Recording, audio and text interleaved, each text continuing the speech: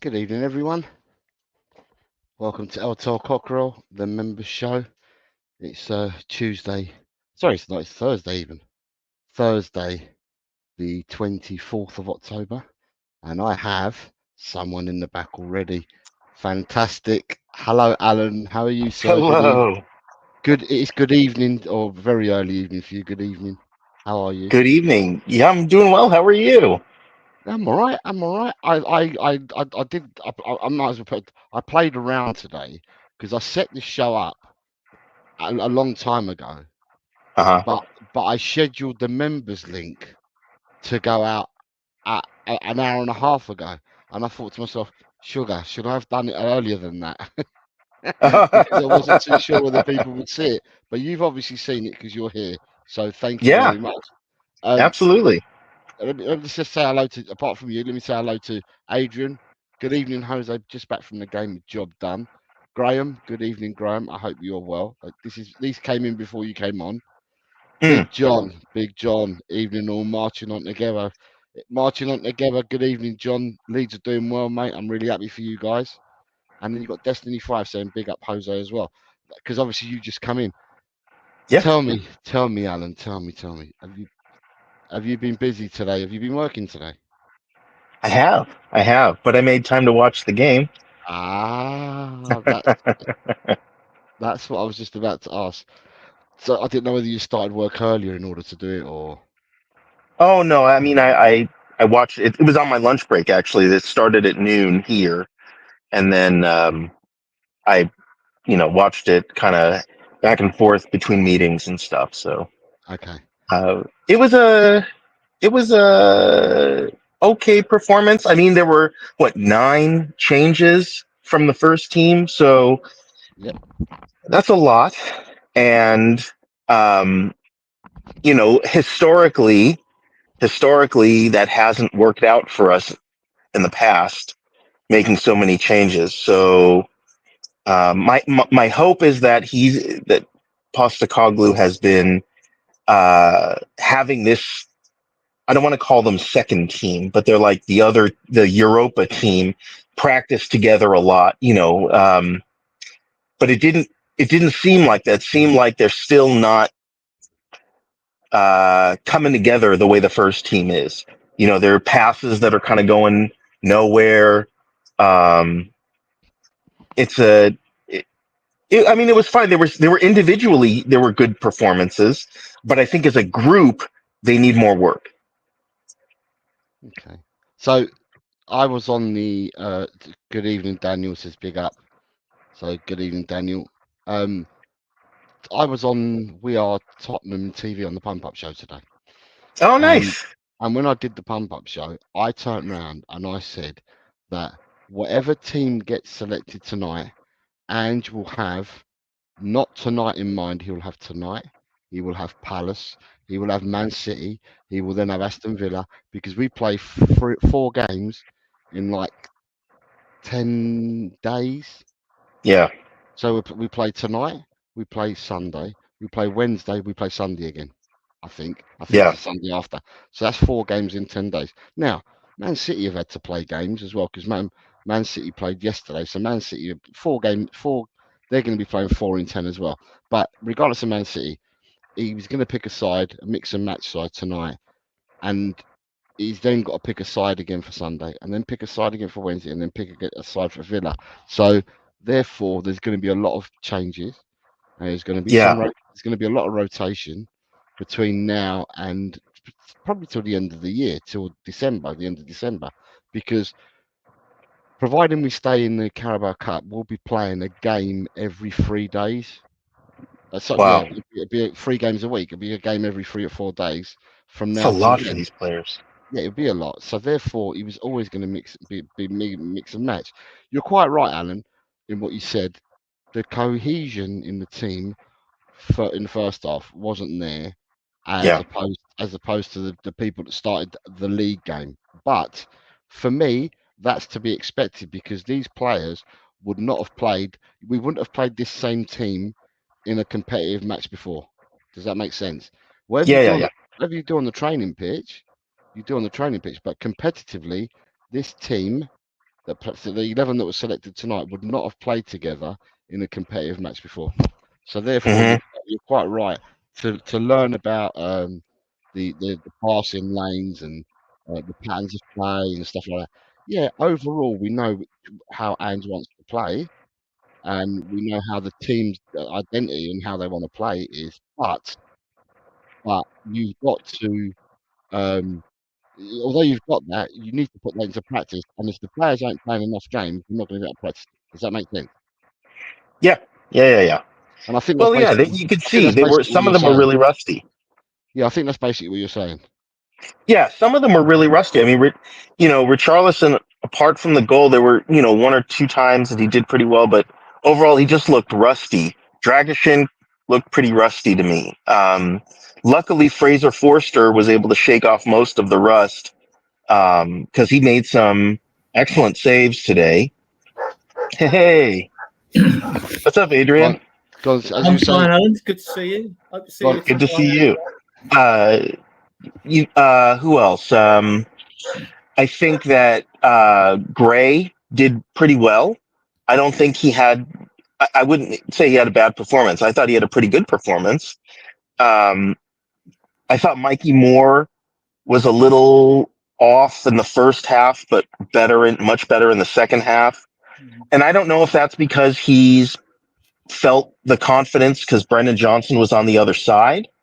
I don't know. He seemed to grow into the game, and then Solanke came in, and then Kulusevski came in, and then Sarr came in, and it just seemed like those players have been playing well together, and I think Mikey Moore gels with them better. Although he missed a real sitter, that header early on in the game that Werner put, who I think did not have a good game, but I would say that that one pass that he made on his left, and he kind of crossed it all the way over into the far corner. Mikey Moore should have put his head on the ball and put the ball in the back of the net. That would have made quite the impression, I think, on the team and the fans. But alas, it wasn't to be. What did you think, Adrian? What did you think of the game? Give me a minute when I'm still messing about with stuff. Yeah. Oh. So for me, what I was going to say to you, Alan, on the Mikey Moore situation, it's quite weird, right? Because on the pump up show earlier on the We Are Tottenham TV, I said that Mikey Moore, to me, gives me Wayne Rooney vibes, and I said not in the scoring goal department, just that you can see that Mikey Moore has got that edge. He's got that about him. He's got that fearlessness. He's got that. It's as if he's been brought up playing street football and cage football, and and therefore, you've got an edge. You can do things that others can't do, and you'll do things that other people won't attempt to do, and that the fearlessness in him. And I said, but saying that, Jamal Musiala's got that. Jude Bellingham's got that. Yamin Lamal's got it. All these players have got it. It's as if they've played street football or cage football, as we call it, and that their upbringing was playing football like that. But then they go to clubs, and the clubs try to finesse them and teach them tactics and stuff like that. But playing football off the cuff and that, Mikey Moore's one of those players that can do it. And today, what we saw in the first half, which is this is where football's gone out of the window for me. And I've said this for a while now. Football's gone downhill in the last 15 years, right, for me, because you've got Mikey Moore, who's a right-footed player. Although he can play with both feet, but he's predominantly a right-footed player. Doesn't like playing on the right, but likes playing on the left. And on the left, he was taking the player on. So he was going in and out. He was going inside and outside. So to go outside, he must have to use his left foot. So he was going inside and outside of the player. And although he was going inside and outside of the player, right, at ease and at will, right, he wasn't doing it when he was playing on the right-hand side. And I was just like, wow, do you know what I mean? On the left-hand side, he's so comfortable. Now, the second half, he was absolutely, for fact, as Maddison put in his tweet after the game, from minute 45 to minute 65, we thought we had Neymar playing with us. that was Madison tweeted that after the game. That's great. So, Madison had a good game. I thought he needed to have a good game because he was kind of the engine, where everyone was kind of drawn power from.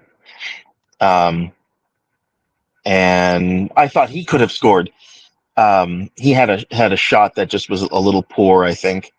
It could have been more. We could have had 2-3 if Werner had put away that very easy shot that he just gave to the goalie. It could have been 3-4-0. Luckily, he's fourth choice on the left now. He's only going to be an impact sub. That showed lack of confidence. 2 chances. One he blasts over the bar. And the other one was a powder puff shot straight at the goalkeeper. And the crowd groaned. They just groaned. They didn't give him any stick because he's a player at our club, but we don't want him. At the end of the season, he's gone. He might get some impact sub time, but he's just not good enough. He's just not good enough. I mean, I don't know. Just go back a second. So let me ask you. You was at the game, Adrian. Was it a sellout? No. How many do you reckon was there tonight? 45. Okay, so 17,000 off the top whack. And that's just a guess. I mean, I wouldn't have it. It could have been high. It could have been up to 50. It's hard to say, but I mean, like. And what were the crowd like behind the team? Yeah, there was nothing there. It was like because of the way the game went. It was sort of wasn't a subdued crowd, but it wasn't a like overexcited crowd. I think sometimes these games come along, you think, oh well, we're going to win this, which everyone felt like we were going to win it. But I actually, in my own mind, I was going to go for 1-0. I thought so many changes in the team. I knew they would sit back. They did. They tried to hit us on the break, which they did. It was mainly with that black player on the left. I assume he's a left winger. I didn't check him out. I mean, he seemed to be their outball and their biggest threat. Poku. Was that his name? Was right. Okay, yeah. Something like that. Poku, I think his name was. Yeah. So he seemed it. But like Alan said, first half, I mean, we should have still scored. We didn't. I weren't worried. I thought, actually looking at it, I thought Davies and Dragusin looked solid. Udogie's positioning worries me at times. It does. He's not goal side when he should be goal side. If he thinks he's got the pace to beat the players playing against, that's fair enough. That's fair enough then. But like, as when you're watching, you want to see him like goal side. Gray did. I thought the kids Gray did all right. I thought Mikey Moore came to life in the second half, didn't he? With them runs, he showed the fans what he's made of. He's just got everything, as far as I'm concerned.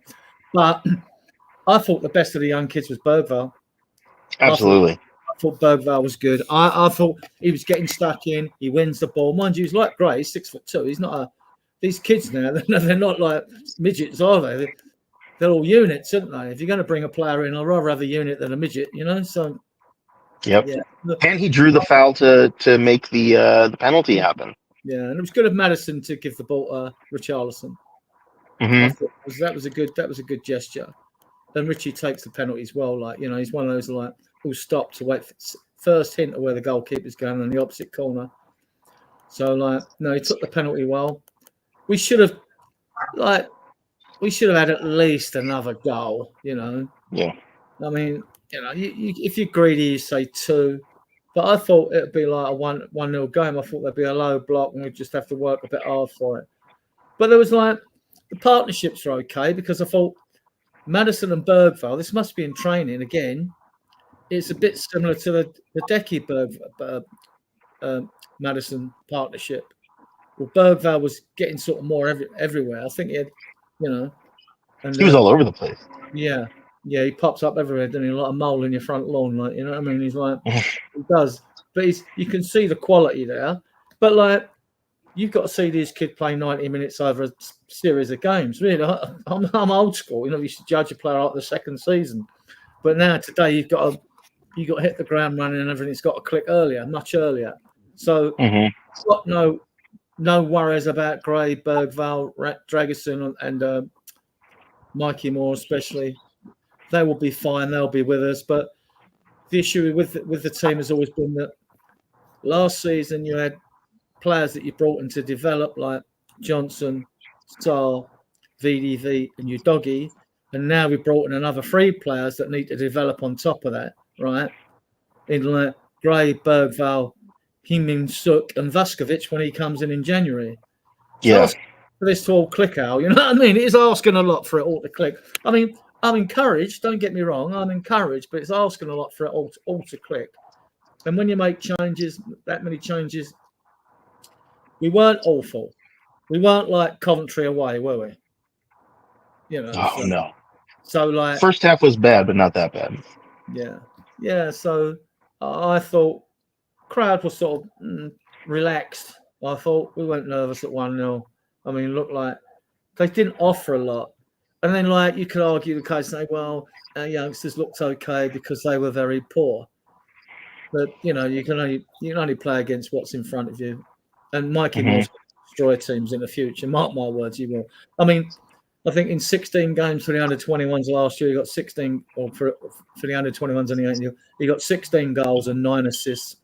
4 goals for England in 3 games. He scored a goal recently for England. That's 5. His stats are just absolutely mental, right? They're off the scale. So, and I'm like, I mean, he's got such perfect balance, like sort of Maradona style balance, like where his center of gravity, he can flick his, you know, his waist left or right, and he's not uncomfortable. And with both foot, he's not uncomfortable. Right-footed, likes to play on the left, which is the modern game now, to cut in. Yeah. And I get that because crosses into the box. You could Google it, guys, in the chat. I think it works at about. Last time I looked a couple of seasons ago when I was debating, it was something like 1 in 60 or 64 crosses into the box result into a goal. So you can see why coaches have done the maths and they want wingers to invert and come in and close the space between you and a player, attacking player, because you should, in theory, get more chances. I mean, Decky, he's been brilliant this season. Always did it. I think he's had more incursions into the penalty area last season than any other player going. And people you don't go wide right. Slightly off on a tangent there. So back to you, Jose. Dan's with us. Hello, Dan. Right, Dan. What's up, Dan? Up till Friday. All good, yeah? Yeah. All good. Tell these people what you got to say, because I've heard a lot of what you've had to say already on the other channel, but these people haven't heard you yet. I don't want to go on a complete rant about Werner again, do I? To start off with, that's what it was like. Say what you need to say, mate. This is a I can't membership. remember All, but basically, right. Yeah, well, basically, I don't understand what the Ange is to start off with, and why he said it looked like this is like a long-term build, and then we bring in a 29-year-old Werner in the summer. I get why we got him last season, because obviously Son went to the Asian Cup. We needed a bit of backup. Then Mikey Moore got called up into the first team in the summer, and then we signed Odegaard as well. And then we still got Werner. Werner is basically holding back minutes from Mikey Moore. Like even if Werner's getting only 10 or 15 minutes every game, that's still 10 or 15 minutes more than Moore can get. I heard a lot of people in the summer hype up a lot of these youngsters, saying a lot of them were ready. And then when it comes to Moore not getting played in front of Werner, I hear a lot of Spurs fans say, well, maybe Moore might not be ready yet, and maybe we don't want to burn him out. Well, I'm sorry, Werner is not making any impact in the minutes he's getting, and he's not going to be here past January or the summer, so I don't see any reason why he's getting played by Ange. But it's not me completely. I don't want to be coming across as this person who's like targeting Werner, but he's literally offering nothing to us on that pitch. Like people can say, like you can say about the cross earlier, but like if that's all we can point out in a 45-minute spell, he put in one decent cross for a winger. That's not acceptable in my eyes. Like he's supposed to be a senior player in this football team. This is a guy who is like he might not be a great football player, but he's still a Champions League winner. Like he's supposed to be like one of the senior players in this football team. And too many games he goes missing. And like this is what sort of bothers me about this Ange thing. Like he says about because I don't understand about Werner's getting played in front of Mikey Moore. People like say, well, Mikey Moore, and I understand that, but then this is holding back potential minutes that Moore can get in the Premier League, where he could be learning in this league as well. Because like people can say he's not ready yet, but even if he gets 10 or 15 minutes every time Werner's getting the minutes, that's still more minutes than Werner should be getting. Because Werner's not going to be here past the summer. Well, they're coming out now saying it might be January, he might go, but he's not going to be here past the summer no matter what. And I just don't see why the long-term strategy in playing him in front of Mikey Moore at the moment makes any sense. It's not completely. Yeah, it's not me just completely going mad. Like, that's my one question of Ange at the moment. Why is he playing Werner? Like, because like, has he seen something that we're not seeing on the pitch? because I can't understand what like. But going on today's performance, like I'm not really convinced by the performance today, but I'm more happy about that it's 3 wins out of 3 now in the Europa League, and we're now in a very strong position now going forward, where we're basically 75% now basically through to the last 16 at least, where it's going to potentially probably take it's probably going to. Oh, sorry, mate. It's probably going to take a draw away in Galatasaray, which I think would be a very decent point, and then a win at home to Roma to probably get us through. 13 points to 15 points is probably going to get us through now, and we're already sitting on 9, so we're in a very strong position where we can probably. Where are we in the league, Jose? I think we're like second, top or second. We're second. Oh, in Europa, yeah, we're second. Second on goal difference. Well, I haven't been in long. I walked back from the ground. So second on goal difference with Lazio.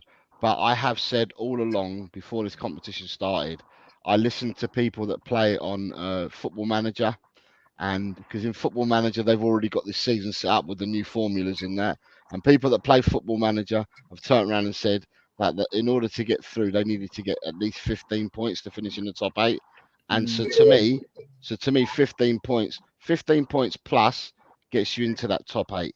Tottenham currently sit on 9. It means that we definitely have to win at least 2 games out of our remaining 5. But pick up a couple of wins and maybe a draw here or there. You should be comfortable. You should get into the top 8. But there's no exact science, is there? Because at the end of the day, all teams play against different teams. It's not as if you're all playing against the same teams and you're playing the home and away. You're just going to play 4 home, 4 away, and it just depends who the computer gave you at random to play against. However, what I will say is after playing today, after playing Alkmaar, we have played 2 teams from pot 2. Because when the draws were made, 2 teams in pot 2, Alkmaar was one of them, and I think Karabag might have been the other. I think Karabag lost today. They lost. Was it 3-0 to Ajax? Yeah. I'll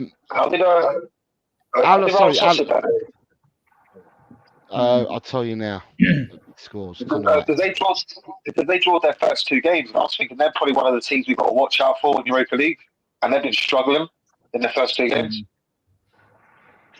Just getting it out now, and I'll let you know.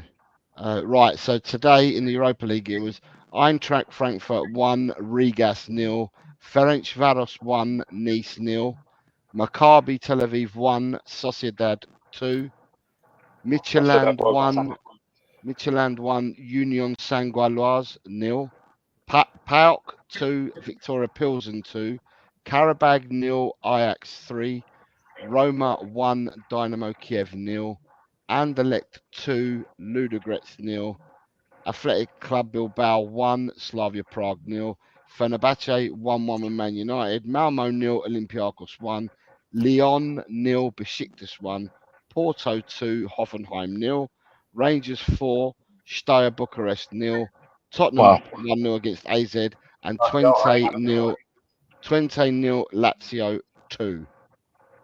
Wow. So the old coefficient for 5th spot's looking good for UK teams, then?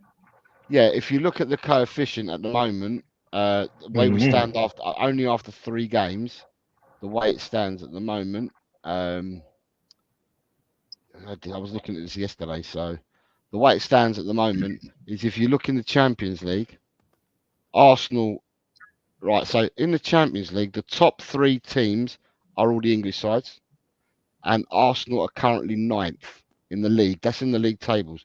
But from them games, so them teams would have played 12 games, right? Because they've all played 3 games each. Out of that, they've picked up 6, 7, 8, 9.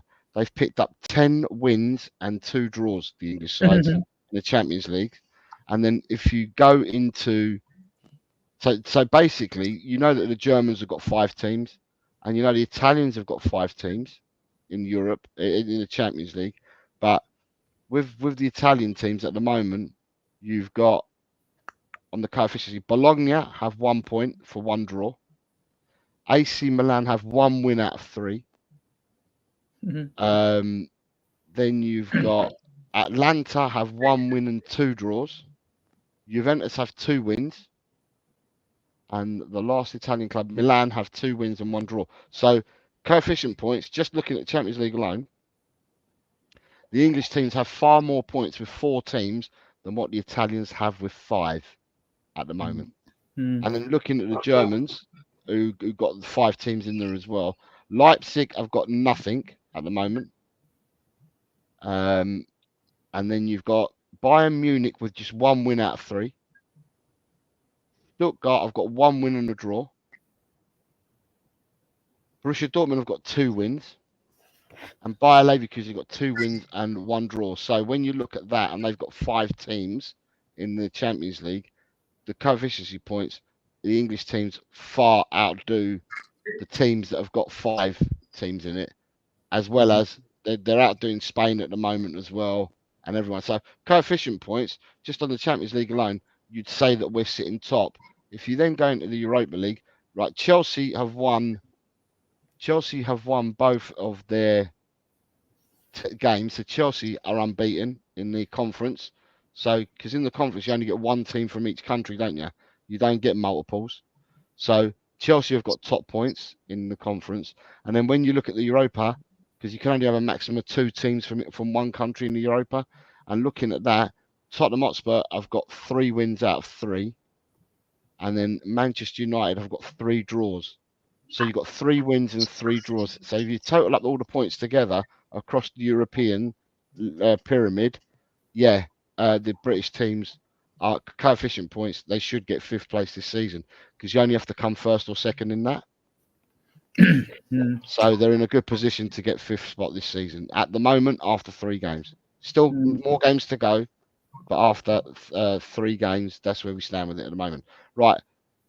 So yeah, I was going to say 5 points, but Adrian, have you heard the news? Because obviously, I think Dan has, but have you heard the news that Tottenham Hotspur have said that Werner can go in January? No. Oh, you haven't heard the news then? No. Okay. I didn't think the way you were speaking, I thought to myself, I don't think Adrian's heard the news because you were talking about Werner being our player and stuff like that. Well, I'm glad if that was part of the deal. I mean, I don't think it was part of the deal. I think he's just been told that now. Yeah. Well, I don't know because of his wages and that. If he's still got to be paid to the end of the year, then although you've got Son, Mikey Moore, and in front of him, then and even Odegaard was on the bench today, right? So, like he's been given enough chances. No one's going to miss him. Wish him well. Thank you for your service and go. They didn't boo, but what the crowd did, which was funny, when they announced the substitution at half time for Werner, they cheered. The crowd cheered. They didn't boo. They cheered quite loudly, actually. Probably because he missed them 2 chances, but all right. No, I mean, like, he's shot, isn't he? His confidence is shot, And, like, that's no good. You got to be self-motivating, Right, so it came through about 8 hours ago, and it said, Justin, Tottenham will not stand in the way of Timo Werner if he wants to explore opportunities to join a different club in January. Werner is unlikely to get significant minutes unless there is a number of unavailable players. Exactly that. And, like, he's not good enough to take us forward. I've banged on about it on so many podcasts. If front three have got to score goals, all of them. If you can't score goals, I don't want you. I don't care if you're Messi and Ronaldo. If you can't score goals, you're no good to us. We're never going to challenge for a league title, which is what we should be looking to do, probably in a year or two's time. But it's not going to happen with players like Werner. Like, it's just not good enough. But, and we've yet to see what Odegaard can bring to the table. So, good stats, though, Odegaard had when he was at Burnley and that. Very highly rated. But he's going to need a run in the side before you can judge him. You ain't going to be able to judge him on one game. He's going to have to play quite a few. So, but on the left, you've got Son, Odegaard and Mikey Moore. No problems there. And Mikey Moore can play on the right in case Johnson's injured. You've got Ellie's here saying, we doing a show tonight? Wow. Or are we still on tomorrow? No, what I think Adrian's done is Adrian's now streaming this to his channel, although this is a members show. But Yeah, I understand. I understand why Adrian's doing it. Then you've got Jessie's here saying hello. She said hello. Sorry, Jessie's Hi, coming. Jess. Hope you're feeling well. Yeah, I hope you're all right, Jess. Nice to see you. You got Big Finn up, Jess. saying big up. Finn saying big up. Big up to you, Finn, as well. Audio Artisan is here saying evening chaps in the chat. He's over at your channel, but saying that. Queen Ellie says, I thought Gray was getting turned inside out by Poku. Right back is not for him, Adrian. CDM is much more suited there. You've got the King Cobber is here. Morning, Cobbers and Jose. Welcome to the Adrian show, is what he's saying. Dekaru is here. Good morning to you, Dekaru. Says Timo Werner is our most consistent player, perhaps the most consistent player in the EPL. Unfortunately, this isn't a compliment. Can I say to people that are members, I did put the link. I did this for the first time. I'm just going to say it to people again. I put it on a scheduled, so I didn't put it straight away. I did it this morning. I put it scheduled, so it meant that it automatically appeared at 9:30 this evening, even though the show started at 11.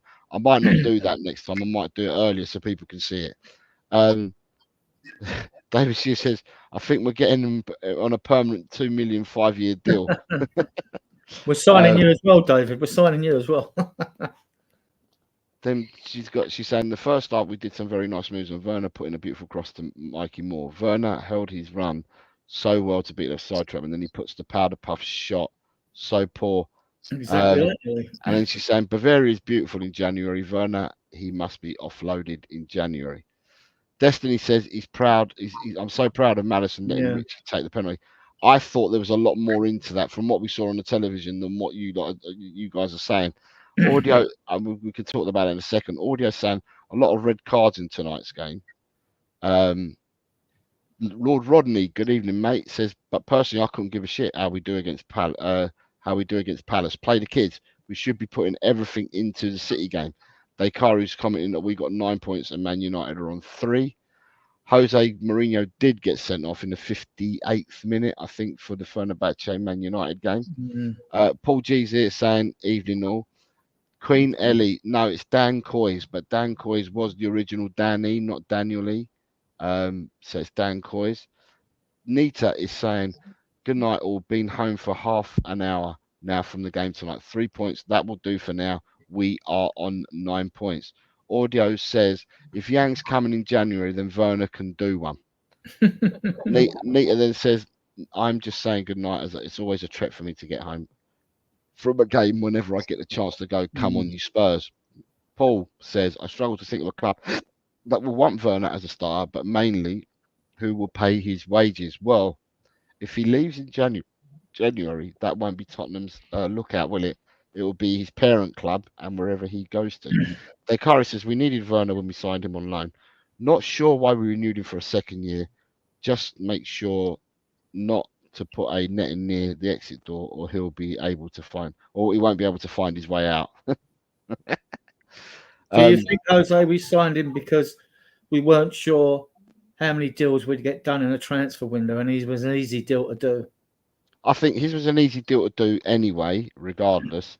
I just feel that, again, I think his deal was so easy to do, but I'm still of an opinion, like I was then, and I still am now, that someone was going to leak it at the club.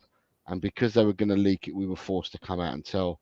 We were forced to sign him and then do it because someone was going to leak it. If that wasn't being leaked, I don't know whether Werner would have been signed or not. He probably would have waited towards the end of the transfer window, looked at what you've done. If you then feel that you can still get him, then you would have brought him in. But I just think that, he was announced as our first signing because someone was going to leak it from the club. I still maintain that. I said it back then, and I'm going to say it again now. But what I said today, for those that haven't or didn't watch me on We Are Tottenham TV, the pump-up show earlier, I turned around and I said that on the Irish Hotspur 3 weeks ago when I was doing the pump-up show there, I said to Dave at the time, Werner for me will start this game. Whoever we were playing, it was on a weekend game, and I said, what will happen is that Werner will take Son's place if Son's not playing. But Mikey Moore, from what he's done in the 2 European games, right, and what he's done, like the cameos that he's come off the bench, he's closed the gap with Werner in like who gets selected after if Son's out. right?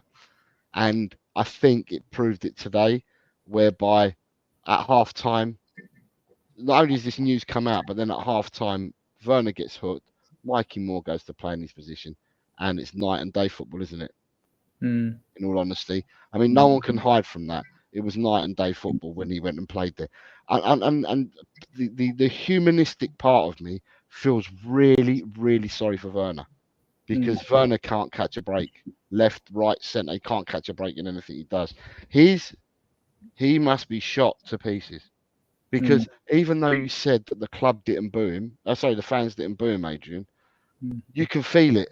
When you got 45, 50,000 people, when you had 62,000 people at the weekend just gone against West Ham, and and all the other games that he's played in, the crowd don't have to boo you, and that when you grow and you go, oh, like that, they can feel it, players, and he is completely shot to pieces, because it was sort of twice. Yeah, he well, went Odegaard's back now, Son's back, so so that's that, innit? I mean, I don't see go on. Sorry, no, because I've just seen Lord Rodney's been very humanitarian, saying Jose's a multi-millionaire. I don't feel sorry for him for shit, or get off the pitch. I'm just saying on a human level, he is shot to pieces on a human level. I'm not talking about football level, but just on a human level, he must be shot to pieces, because if Tottenham do not look like signing him, right? That his parent club clearly don't want him, otherwise I wouldn't let him go on loan for a second year. So clearly don't want him. So he's just like, he earns all the money under the sun, and all football players do. But I'm always told, and when I used to play football, Dan, you used to play football, Adrian, no doubt you used to play football as well. The one thing you want to do as a footballer is play football, play matches. Do you know what I mean? So at the end of the day, he can earn all the money under the sun, but he wants to be playing football, and he can be on whatever wage he's on and that, but he'll want to just keep playing football. And that's the humanistic side of me that talks about that side. And then you've got Dakar saying, I understand Ange not wanting to rush more, but I think we've now hit the point where we need more. And then you've got good evening, Jose, Daniel, and Adrian from Ryan G. And Destiny 5 says, Werner has all the finance and chances to do well, but he failed to get rid. Ain't our problem. What did you take of Richarlison's performance? I thought he worked so hard. Right, can we talk about the penalty, Adrian? I don't know. You was at the stadium. Was you at the end that he was taking it, or was you at the other end? No, I was at the end he was taking it, because he was taking it in front of the south stand. Okay. And I'm on the east stand, right, parallel with like virtually parallel with the corner flags. Okay, because Dan will quote me if I'm wrong here. Dan, you watched it on the box as well, didn't you? Yeah. It looked like I did, yeah. It looked like Maddison was absolutely incensed with Richarlison, because Bentancur came over to try and calm Richarlison down, and then he wouldn't let go of the ball, and Maddison ended up taking it off him, and Maddison looked really, really pissed off. And even after Richie had scored it, and he goes off to celebrate the goal, Maddison's gone up to him and sort of like rubbed his head and stuff like that.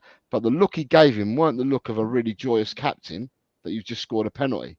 Is that what you noticed? Because on telly it looked like I was so eager for us to score a goal. I didn't really look at that, to be honest with you. I wasn't looking for that. That's something you would pick up on TV, maybe not necessarily at the ground, because with the crowd, like, you've scored, they're cheering and all that, like, And, is that what you saw, Dan, or was I seeing something different? Well, I think personally, I don't think he was that mad about it personally, because I think you should look at it like, it definitely wasn't as bad as the Chelsea situation. I thought it was going to get as bad as that at first, because you could tell. I thought, well, Richardson obviously got told at first by Bentancur to go away to let Maddison take it, and then Maddison's let Richie take it in the end. And then Rich, apparently, what's come out after the game is that Maddison's apparently had a little change of heart, and then realised, well, when he come back from injury, it took him a little while to get his confidence back, because he didn't score for a little while. We didn't get his performances up. We still got his performances great at the moment. And obviously for Richie, where he's a number 9 as well, you just want to get back into the goal scoring run as soon as possible after an injury. So I think I don't know if that's Maddison trying to save face, but if you noticed that, Josie, I might have just not noticed, obviously, them signs, but I'm hoping it's what Maddison said after the game, he's obviously then realised, well, Richie's the number 9. We need to get his confidence up ASAP. So then he's decided to take the penalty, which is then a good sign of leadership. But then Maddison's obviously not been selfish then, and then realised Richie's the number 9. He's probably the one who needs to get his confidence back ASAP. Well, I'm hoping that's what's happened. But then if you think Maddison's a bit peed off about it, then I'm not 100% sure. Is he obviously just saying that in the interview because he's saying that in front of the TV cameras? You don't obviously want to. And then deep down, he's obviously weren't too happy about not taking the penalty. Yeah, because I'm just talking about what I saw there and then on the pitch at the time of the pitch.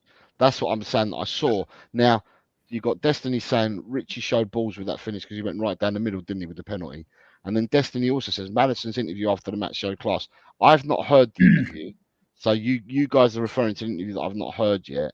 So I'll have to listen to the interview. I mean, he might have calmed down after, Dan. He might have calmed down after, but what I'm saying is what I saw at the time, he was like incensed, like he was the captain. He's the captain and that. I would have thought that your penalty taker's already sorted before the game starts. And to me, for love nor money, it looked to me that Maddison was the penalty taker because he went and got the ball. I don't think it was captain's head saying, "Give me the ball, I want the penalty." I think that he was the designated penalty taker at the start of the game because that's why Maddison went to get the ball. That's what I think. I might be wrong, but that's what I'm thinking. Good point, Jose. I mean, I don't think fans were really looking for that. It's something you look at more when you're watching on TV. This is where I don't take in everything when I'm at a game. I mean, I was more on young player watch. I was more watching on Dragerson. I was more sort of watching, Bergvall, Gray, and obviously Mikey Moore. And once I'd see the lineup, I thought, right, I'm going to watch you 4 guys more. So I was more focused on them. I mean, I couldn't actually say. You'd have to tell me if you thought Bentancur or Maddison had a good game because I wouldn't know. We won the game. It doesn't matter. But I mean, sorry, predictions is at 4:00 tomorrow, John. And at the moment, I'm still toying with the idea still, but at the moment, I currently have 3 bonus games. But I might not go for 3. I might have to knock it down to 2. And I might even have to change the teams that I've selected as well, but I'm not sure. Mark Cook's here saying, evening, everyone. Good evening, Mark. It's been a while. I hope you're well, mate. Sorry, Adrian, carry on. Yeah, so, I mean, like I said, did you guys think, how well did you think Maddison and Bentancur were today? Dan, I'll let Dan talk first because Dan didn't like Bentancur's performance. I didn't think he was that great today, personally. I think he was he went, I wouldn't say he was rubbish, but I think in time he was taking too many touches on the ball one time as well. He put Gray under needless pressure as well when I think he was holding off 2 men as well, and he could have passed it back to Forster, and Forster could have hit it up, and he's passed it to Gray right on the wing, and then Gray's had to Gray's had the ball stolen off him, and then they're back on the attacking in the space of a second. There's a couple of times as well where he's held onto the ball for too long, and he hasn't released it quick enough, which is for a senior player like Bentancur, that's something I'm not impressed about. He's not a 6 or a holding midfield player. To me, he's an 8. I like when he's driving us forward up the pitch. And then I think he's probably, on his day, if you have all the fit midfielders, he'd be my first pick. But because, Maddison's not going to be consistent throughout a season. But this is before Decky's been out to show what he's done this season, which is awesome, right? But, yeah. Let Dan carry on because it was you asked you said Bentancur and Maddison. Yeah. So he's talking about Bentancur, but then he's got to talk about Maddison as well. So yeah, I was trying to say the last bit about Bentancur is the reason why my expectations are so highly of him because obviously the problem is with Bentancur is I don't think we've seen the best Bentancur since Conte. That's the only problem since that Conte period where he was literally one of our best goal scoring midfielders as well. So like you said, his game's been limited because of the different the different styles of play over the last couple of years. But with Maddison as well, I thought Maddison was better today recovering the ball at times. But obviously he's still not offering much playmaking. There's still glimmers. The reason why I said he was one of our better players today, I don't feel really any of the players played more than a 6 out of 10 performances today. There wasn't anyone that really stood out for me. Bergvall played good in glimpses as well. I think Mikey Moore played really good in the second half. But Maddison, he seems to be, I feel he's trying too hard at times when he's on the ball.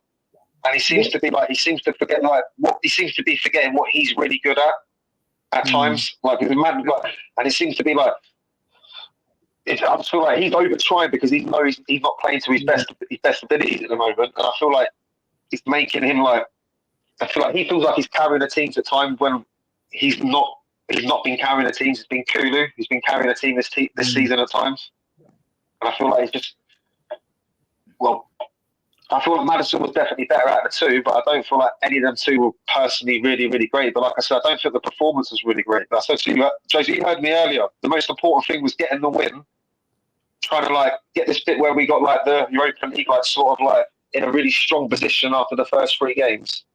We're in a really good position now. We're basically 75% through. So if you think about it, you said we're second. Well, even if we don't get through automatically, which I do want to get through automatically so we can get a bye to the last 16, we basically have to finish in the top 24 to get into the next round to play.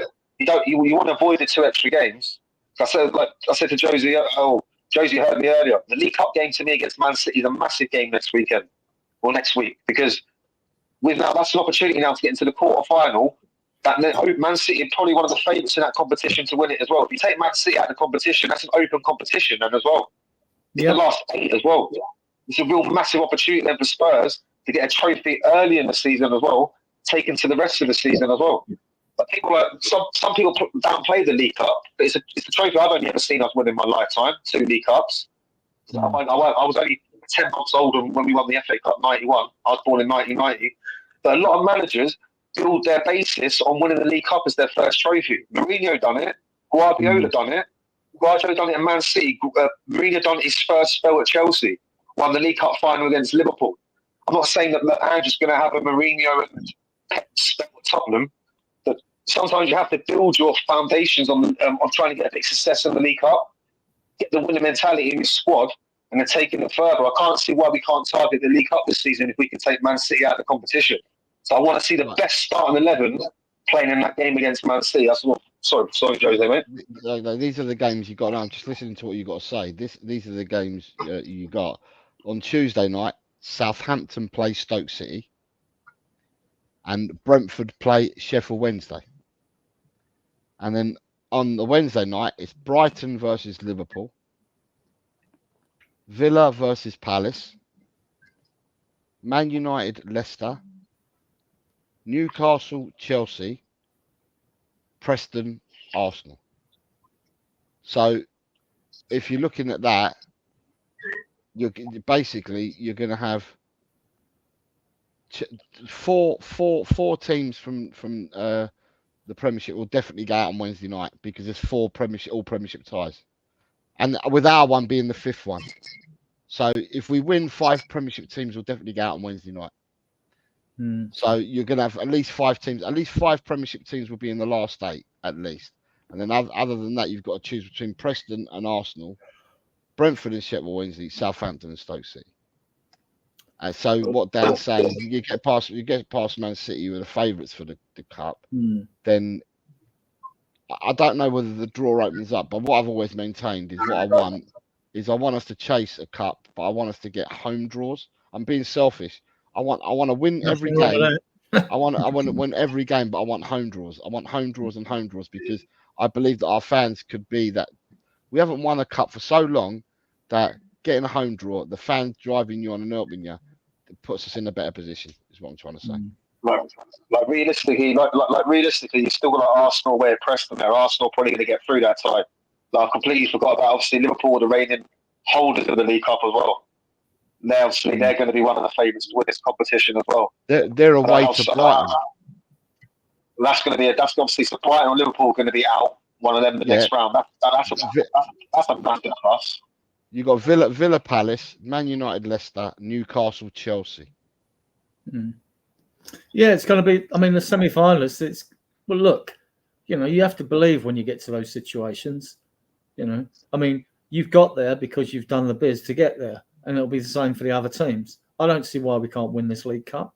I don't see why we can't win the League Cup and Europa League.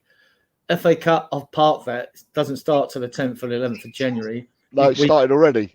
Well, I know it started, but for us, yeah. But I mean, like, if we draw like Liverpool away or Chelsea away or Arsenal away, you know, you've got like, okay, you've got to come up with a performance. Not that we can't beat them away. We can beat anyone. I think this team will grow. And what I really want to see with this squad is like improvement and growth. That's what I want to see. But I want a trophy. I want a trophy as well. And I don't see why. I mean, if we beat Man City, great. Should we not? Then like, well, people think, oh, it's Man City. I think the fan base would take it a bit easier, depending on the team that's put out, as you rightly said, Dan. Right? I think that on that. But like, I think that League Cup's winnable. I think the Europa League definitely, because once you start getting through a cup, you build momentum, and then you'll get what we had in the 1990-91. You get a buzz around the club. It isn't there yet, right? But there's a buzz. There's a buzz around the area as well. You know, I mean, I know it sounds different to people are nowhere near, but you start to get that buzz around the club. And then like, instead of you hoping, you start to believe. That's the difference. We all go in the season with hope, but when you come in to believe is when like you think, we put in these really good performances. Well, we've started in the league this season, so like we're okay. We're doing okay, but yeah, we'll see. Palace away. Go on, Dan. One good thing about, obviously, if you get the League Cup in February as well, like potentially winning that, it would really buy Ange some time with the negative part of the fan base as well, who obviously said about winning the trophy as well. That's obviously the main thing they want before they want to buy into this Ange project. That's why the League Cup has to be is like a good target for us to obviously win a mentality into the squad as well, get some confidence around the fan base as well. Like, I want to see us personally win other trophies more, obviously in the League Cup, but I feel it's a start, it's to build a foundation. So I feel like you said, I feel like you've got it spot on, Adrian. I feel like the two competitions we can target this season are the League Cup and the Europa League. Obviously, you can't really tell about the FA Cup because you don't know about it until we don't come into it until January, but we seem to be cursed in that competition anyway. I think we lost the most semi-finals since I've been born. I think we lost like 7 in a row, 7 semi-finals in a row since we won it in 91. I think we lost the one in 93, 95, 99, 2001, and obviously ones later in life as well. So we've lost quite a lot of FA Cup semi-finals where we could have got to a final. So, I just feel like the League Cup is a competition where if you can take Man City out, Man City game's not going to be easy, obviously. It's obviously going to be a very hard game, but if you can take Man City out, it really opens the competition up where potentially you're taking out the favourite. Liverpool are probably going to be the second favourite in the competition, and then probably Arsenal maybe as well. If you take out Man City, it does really make the competition a bit more open then. Well, like, if we then get it, if say Liverpool and Arsenal both do get through and they both draw each other, then the competition even get you never know, but Spurs never seem to get lucky with the draw. If we get past City, we'll probably end up getting Liverpool next, knowing our luck. If Liverpool got through. It's going to be down to squad without additions in January. It's getting through to the January window where you know we need a left back. We know we need a left centre back if one of our 3 centre backs, our young ones, Dorothy, Phillips or Vaskovich, when they come in, like, are going to be given game time or sent out on loan again. So we know that. But the thing with it, I mean, like Jose was alluding to 1 minute ago, like, we got these they're all hard games. When people say, look, 5 games ahead, the 5 games ahead never turn out the way you think they're going to turn out. They never do, right? Unless you're Man City, and like, you've got those 3 games to finish off October. Then in November we've got 6 games, but you got that, and the dreaded international break might be a good thing for us, according to because I don't think Maddison's going to make the England squad. Solanke might, but he probably won't play. That's from the 10th to the 18th, so you get 6 games. But in December, we've got 8 matches. 8 matches in December. Virtually 1 every 3 or 4 days, you know? And, like, this squad he's going to have to, if he gets criticism, it'll be out of team selection, but there's going to be times when he's going to rest players. He's going to, depending on who you think its strongest team is, you know? I think we know the back 4 and the goalkeeper. I think we know in midfield, it depends who's on form, you know. It's either like Basuma with Decky and Maddison, or it's Basuma, or it's Bentancur with Decky and Maddison. But then you've got so many options because we've got to pick a 7 there, you know. You got Sarr, who I thought was okay today. That kid's got some energy in him. Like, he's got some lungs. I thought he was okay when he come on, and he can pass. So basically, you got Palace on Sunday. Mhm. 3 days later, it's Man City. 4 days after that is Villa. 4 days after that, it's Galatasaray. 3 days after that, it's Ipswich. Then you got the break, right? Yeah. And then after the break, we play Man City. And then 5 days later, so we must be playing them on a Saturday because 5 days later, we're at home to Roma. Then 3 days after that, on a Sunday, we're home at Fulham. Then 4 days after that, we're away at Bournemouth. Then 3 days after that, it's Chelsea. 4 days after that, it's Rangers. 3 days after that, it's Southampton. Yeah. And then we've got a week. We've got a week. The first week we've got off. Now, I'm going to say it's our first week off between the 15th and the 22nd of December.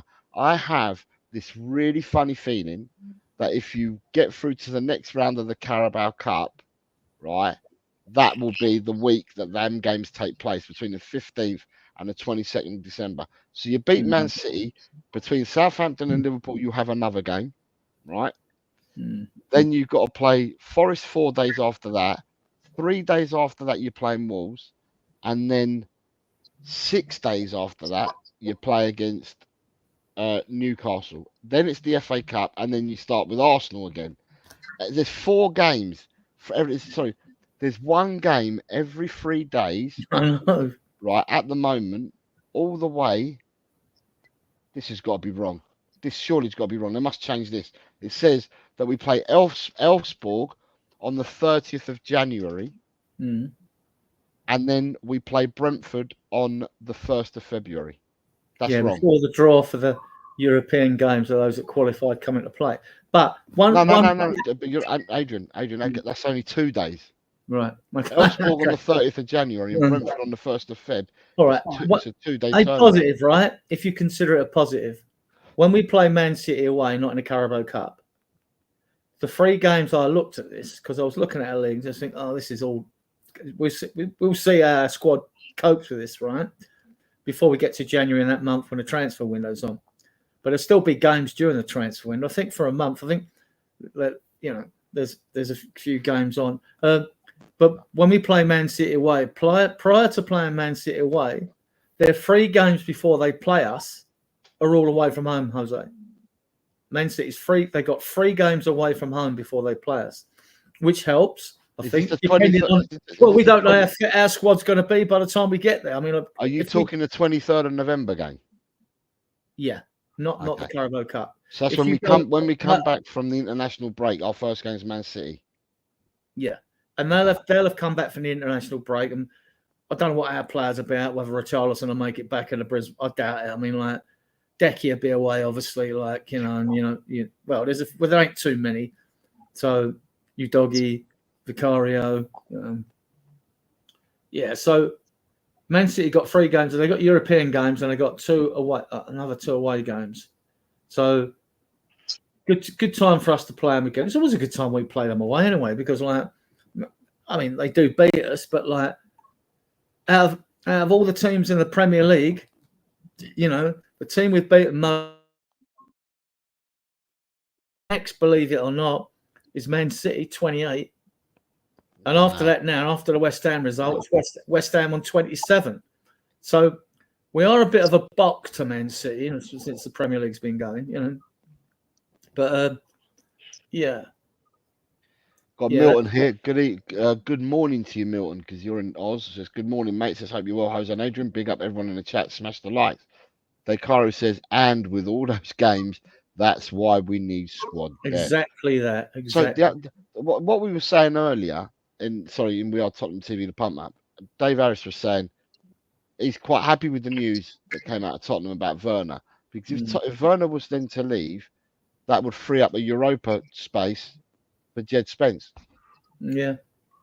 And then the other thing I'm thinking of that someone else put in the chat earlier is if Werner was to leave, we got that other new boy, didn't we, coming in February, end of Jan, beginning of Feb.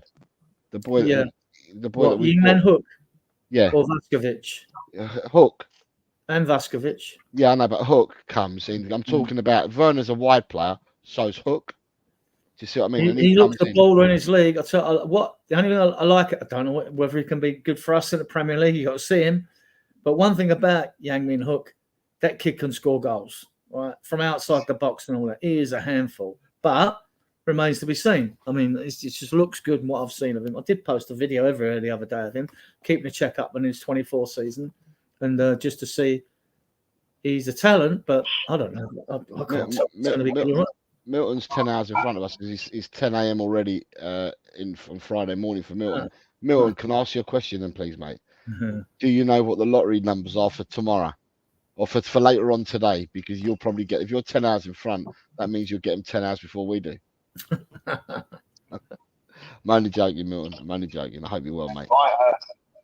My only thing about the South Korean lad is a lot of these players that come from South Korea, they usually go to another league before they transition to the Premier League. And so you see with obviously Son went to Germany first. Obviously, Ji-Sung Park played in Holland with PSV. The one at Wolves, obviously, I think he played, was it at Salzburg or Leipzig? Is it Wang? Yeah. The one who plays for Wolves? Where did Matoma play? Where did Matoma play then? Yeah, I think you're right on Matoma. I think Matoma did come from the Japanese league, but I don't feel as I think Matoma might be the rare breed of one. Obviously, Matoma, obviously, I can't think of anyone else besides Matoma. Obviously, he's come from the Asian leagues directly straight to the Premier League and really succeeded without going transitioning first from the Dutch or the German league and then making their way through that way, their pathway through that way. So I'm thinking, does he have to maybe go out on loan first in January?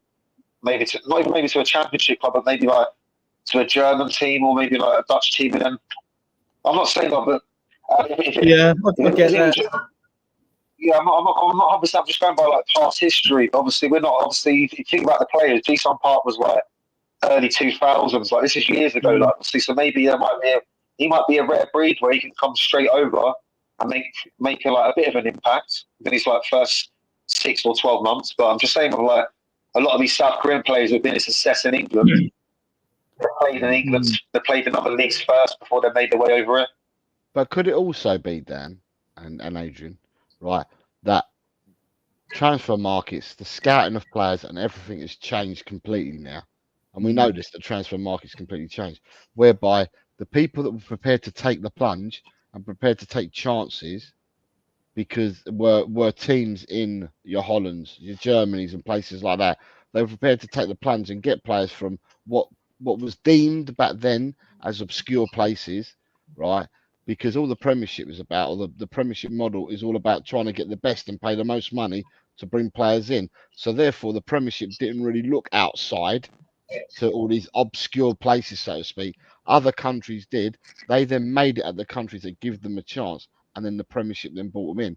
Whereby now I feel that the Premiership has changed so much as well that they're scouting for players, and the young players that are coming here and don't have to and can bypass other leagues, so to speak.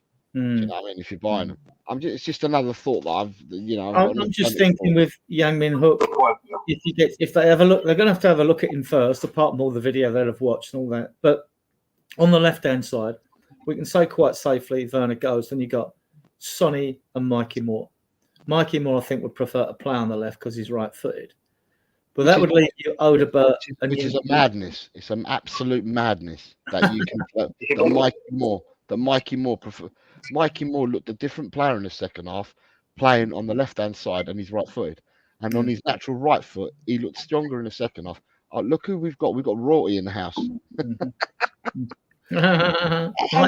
Hello, Chan. A very, very good Friday morning, everybody. Over here in Southeast Asia, it's just past 7 a.m., which means it must be past midnight over there in Britain. So with that, I believe the weekend has officially kicked off, and what a way to usher in this weekend with that win, a very narrow and scrappy win over Alkmaar, but a win nonetheless. And can't wait for the Palace game to get underway. I know it's slightly over 40 hours before that London derby, but what a win by the lads. Great to see Richarlison back amongst the goals, although I have to fully credit James Maddison here for giving up his right to take the spot kick. If that was Son, if Son was on the pitch and if Son had the captain's armband, maybe, just maybe, he would have held onto the ball and tried to, get his first European goal this season. But credit where credit is due. James Maddison, you have proven your worth. You have shown your captaincy material, and more of the same, please, from our other captains like QT Romero and Son Heung-min. But Chang, Son's only scored 165 goals and got 85 assists. He's only had 250 goal contributions in 416 games. So obviously his legs are gone and he's rubbish, right? You know what I mean? Right? And like the last two seasons, I've never known a player come under so much criticism like when he was their only forward that could score goals. Honestly, I just don't get it. Neither do I. That's you and me both, Mrs. Roca. So we've talked about the game, Chang. Obviously, we haven't heard your point of view. What did you think of the game then? Okay, so I can only say for certain of what I saw in that second half, because when I woke up at 4 a.m., the first half had already concluded, and just as I turned on my tablet to watch the start of the second half, I saw Brennan Johnson come on for Timo Werner. Now, I did read some tweets or some posts on social media saying that Timo Werner should never even have started, let alone, finish that entire first half because of the misses or the chances that went begging that fell kindly for him. But I can only speak of the second half, and that second half, I think what Madison said about Mikey Moore, that first half hour of the second half was spot on. I can't remember another 17, 18-year-old. I can't remember another teenager that absolutely lit up that left wing quite like Mikey Moore did on an European night in front of the home faithful, quite like him. And that was such a joy to behold. It really does beg the question, should we actually hold on to Werner beyond this calendar year? Should we just terminate his loan for good and look to bring in Mikey Moore instead, seeing how it was such a contrasting performance between Mikey Moore and what I saw, the limited highlights I could find on the internet. But great to see Mikey Moore put in a shift. And again, I have to mention James Maddison giving up his right to take the penalty, letting Richarlison score his first of the season. Hopefully, the first of many for Richarlison as well for the remainder of this season. And the players that were rested, or rather the players that were rested and came on that second half, the likes of your Kulusevskis and also Johnson, I hope they are up and ready for the Palace game, because that isn't going to be an easy game. Mark my words, in this season, the Premiership has proven that there are no easy games. You need only look at the Wolves and City game to see for yourself that it can be a top versus bottom clash, but there are no easy games. So that was a very resounding win, but that's over. Time to move on. All focus and attention are now going to be turned towards Palace on Sunday. And I just hope we make it back-to-back London Derby wins for the first time, I believe, under Big Ange. Can I back say, to you, Bobby? Hello, Bobby. Hello, Hi, Bobby. Bobby. Bobby, who said to me, "You never do member shows at the time that's suitable for us Americans. So we've done one tonight. And is there any North Americans on?" Yes. Alan was on earlier, but he had to go and pick up his son. How have Palace done? I mean, I know they haven't started well. They're in the bottom six, probably, I would imagine. How many goals they scored? How many they conceded? They're third from bottom. Are they? How many goals they conceded? How many they scored? I'll tell you now. I always like to look at that when I'm doing predictions. Right, Crystal Palace have played 8 games. Mm-hmm. They've won none. They've drawn 3 and lost 5. They've scored 5 goals and they've conceded 11. In the last 8 games, so they started off the season with 2 losses, then 3 draws, followed by 3 losses. So LLDDDLLL. They're definitely not beating us anyway. That's for sure. So, can I say? The only thing is, though, when we win there, when we do win at Palace, it's usually just by an odd goal. I think. I mean, we stuffed them last year. Was it last year or the year before? 4-0 away. Oh right, okay. Brain fart. Then I'll shut up. Can I just ask? Right, I know that people have gone around and talked about the players that played today, and people talked about Bentancur and Maddison. But there's one player that I thought played really well today, right? And no one's mentioned him at all at the moment. And I thought he had a really good game. And for me, and we all see football differently, but I thought the doggy played really well today. Yeah, Collins show. I said that earlier on Collins show. I thought a doggy done better defensively today than in past games, and I think he looked a bit more better going forward as well. Yeah, I thought a doggy. Yeah, so I didn't mention that earlier when I was on Collins' show. Like, he definitely looks better than these past games because I've not been impressed with him at all recently. So I think he's become a bit of a defensive liability in the last few games. Where you could target him more than you can target Porro in the last few games, and he could just make just as many mistakes. But today was definitely an improved performance. I'd say that.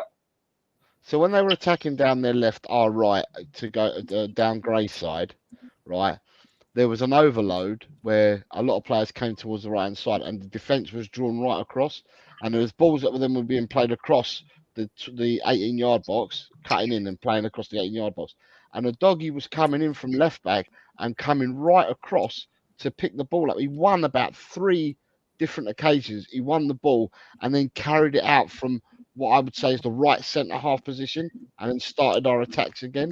I thought he had a really good game. Not many people have said a doggy's name that I've heard tonight, Dan. Sorry, I didn't hear you say that earlier, but I thought a doggy played well today. So I mentioned earlier, that's interesting because I mentioned earlier that we looked at the statement be 4-3-3 or 3-4-3. We looked at times, right? And what I noticed, Gray was, and now I don't know if this was tactical in the first half.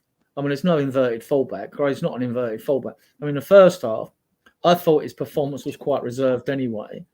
Whereas Udogie, I think maybe he's given license to get forward a bit more than Gray. I don't know enough about Alt Martino if they're stronger on the side Gray is. So maybe he was told to just they lost Van Bommel. Van Bommel is their left-sided player because Poku's right-sided. But because they lost Van Bommel early, Poku then went on to the left-hand side, and their substitute then played on the right-hand side. So they switched off Poku. They switched Poku round when Van Bommel went off injured. Then their number 7 was injured quite early. He's good on the ball, though, right? Go on, Danny. I'll ask you something 1 second. Do you reckon that was a penalty right in the end? Yes. On other words, I do. Yes. Because the follow through from the goalkeeper, that's definitely a penalty. And in the UEFA competition, I know it's UEFA as well. I know the Euros is a bit different, but UEFA is a Euro format as well. So it's the same sort of obviously run by the same federation. And they gave a penalty on Harry Kane for a follow through against was it against Holland in the semi-final? That was very softer than that. And this one was much more going through with a follow through as well. And I think that was more of a penalty than the first one.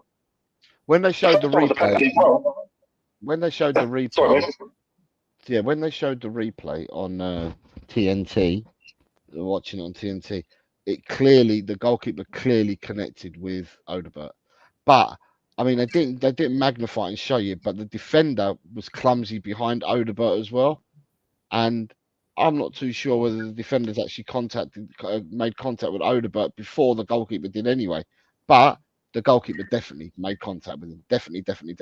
And for me, when they went to VAR on it, I honestly, Dan, I thought to myself, right, we're getting a second penalty here, because when they showed you it, what VAR were looking at, right, it was clearly the goalkeeper had touched him. The goalkeeper had gone through him, so I thought it would have been a penalty. I thought it was as well.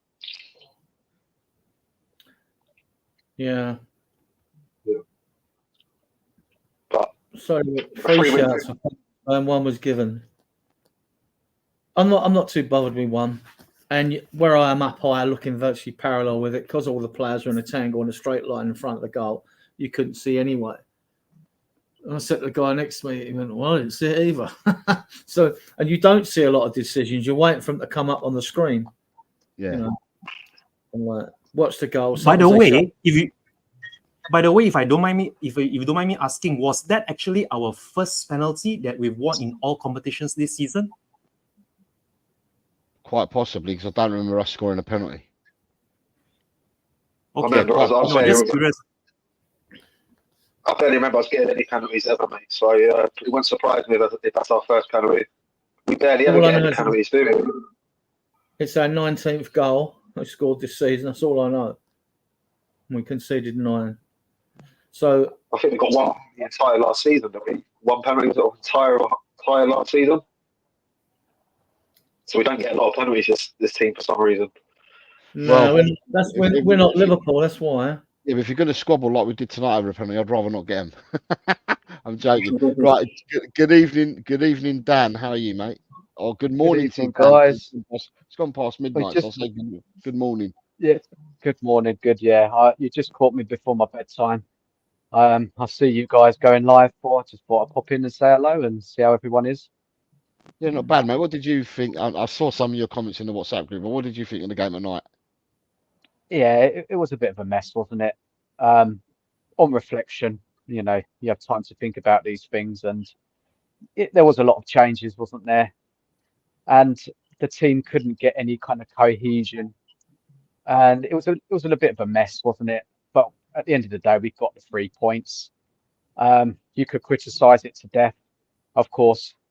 I think what it is, guys, is that, you know, I just expect more. I just expect a better game, just a bit more kind of in control and a comfortable game. And that's what I was hoping tonight. But then, if you really think about it, with all those changes, it's quite hard to do that, isn't it, guys? 9 changes it is, yeah. I actually felt that we were in control for the majority of that game. I thought, in all honesty, I mean, Adrian, you were at the game. I thought that AZ probably had 5 minutes of that game where they probably had dominance for about 5 minutes in the second half. But then apart from that, I thought that we controlled the game. You know, it doesn't matter who played. It doesn't matter who played. I felt that we were in control. I never ever thought, Dan, never ever did I get any feeling whatsoever that we were going to lose that game. No, I didn't think we'd lose it. There was a few iffy moments, wasn't there? I mean, it's really interesting to hear what you say, that you thought we controlled the game. It just tells you just how we all see it so differently, don't we? And you know, that's fine, man. We all got our different views on it. But I ain't seen the stats on the game, and I've not looked at the stats. Neither have I. Yeah, I've not even looked at the stats. I'm going to try and see if I can look at them now. But that's the feeling that I got from watching it. Well, if you look at it like basis of that, we control the game and like we control most of the possession, and like the only periods of like Alkmaar's real chances come from is transition.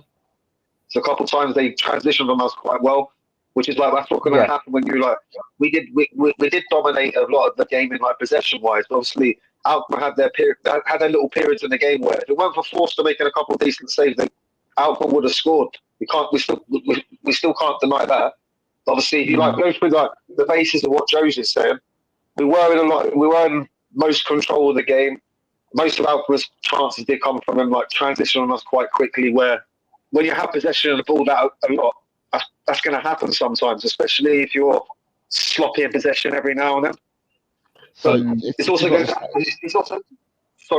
happen as well when you play a makeshift central defence, which has not got a lot of pace in Dragerson and Davis as well.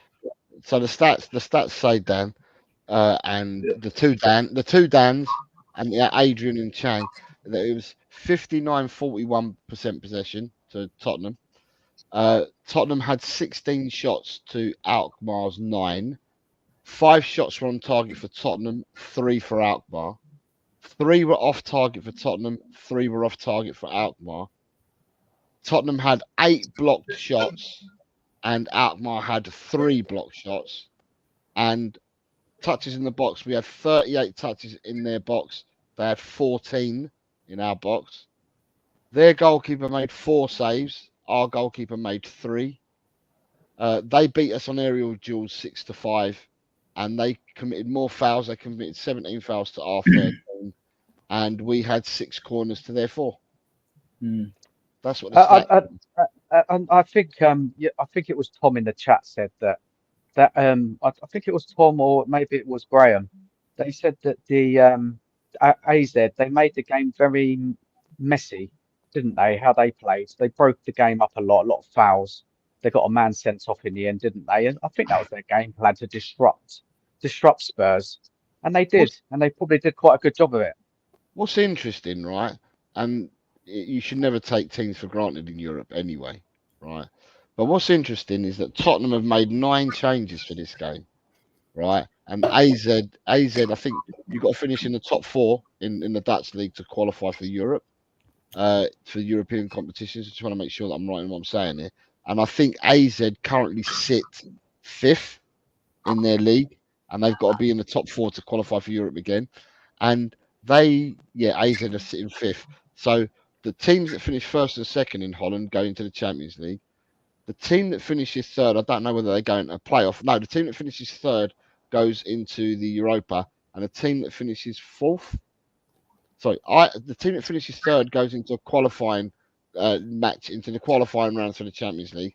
The team that finished 4th look like that they go into the Europa, and then there's a playoff between the teams that finish between 5th and 8th to see who goes into the conference. So AZ currently sit in 5th place. So AZ want to finish in the top 4, if anything, right? AZ played, I think it was PSV or Feyenoord at the weekend, and they lost 2-1. They did not make one change. They went out with the strongest lineup possible tonight against Tottenham. I thought that they would have made changes because obviously they're looking at the league as well, but they didn't. They came in as strong as they possibly could tonight. So they were not taking this game for granted. If you look at it like that, then it can't be a bad result. We made 9 changes. They came in with their first team. Look, no, that's a very good point. Very, very good point. And we, I didn't look at it like that until someone made a comment that AZ, they did go full strength. So look, man, if you think about it, look, be critical, of course, but look, man, we've got to be realistic. I think these games, this stage, they're not really that massive, are they? We just got to get the job done. It gets important when we get to the knockouts. That's when we should overanalyze these things. I think we've got plenty of matches to kind of hyper-analyze games, haven't we, coming up? So, no, good point. I like that. But then also as well, winning breeds confidence in the team, and winning another game. So regardless of what competition you're playing in, when you keep getting them W's, the W's are a lot better than them L's.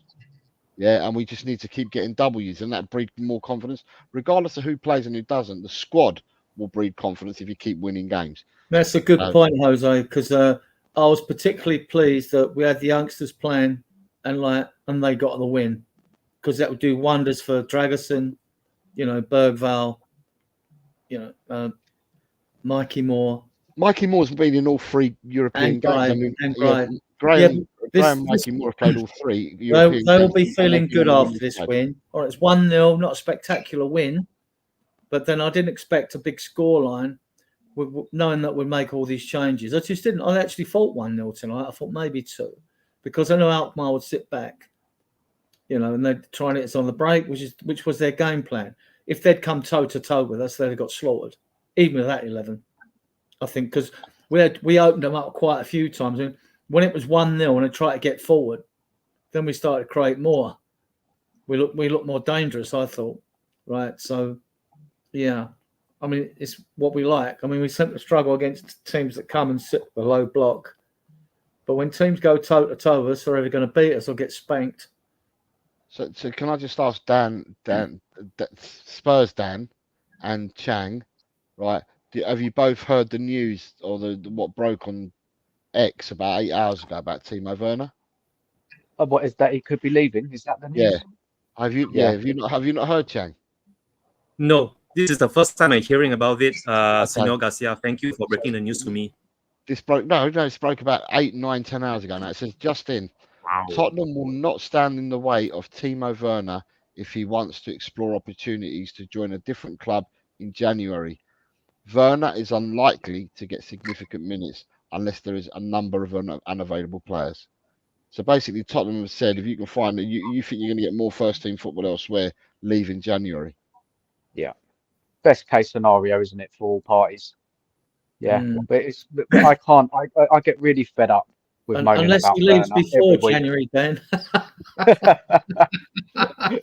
That would be an early Christmas present for Spurs fans. Like, say, next week, for example, or whatever. Like, you know?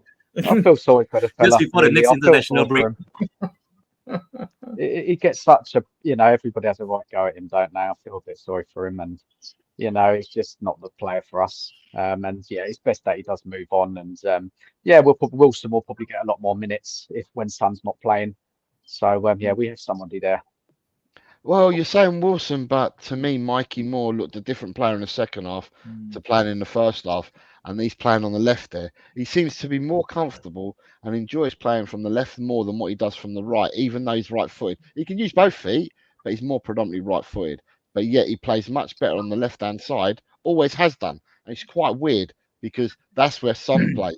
That's where Odegaard likes to play. Although Odegaard's played left and right for us this season, but that's where he likes to play. But Cham, what are your thoughts on that tweet that came out earlier on? Well, it was earlier on Thursday.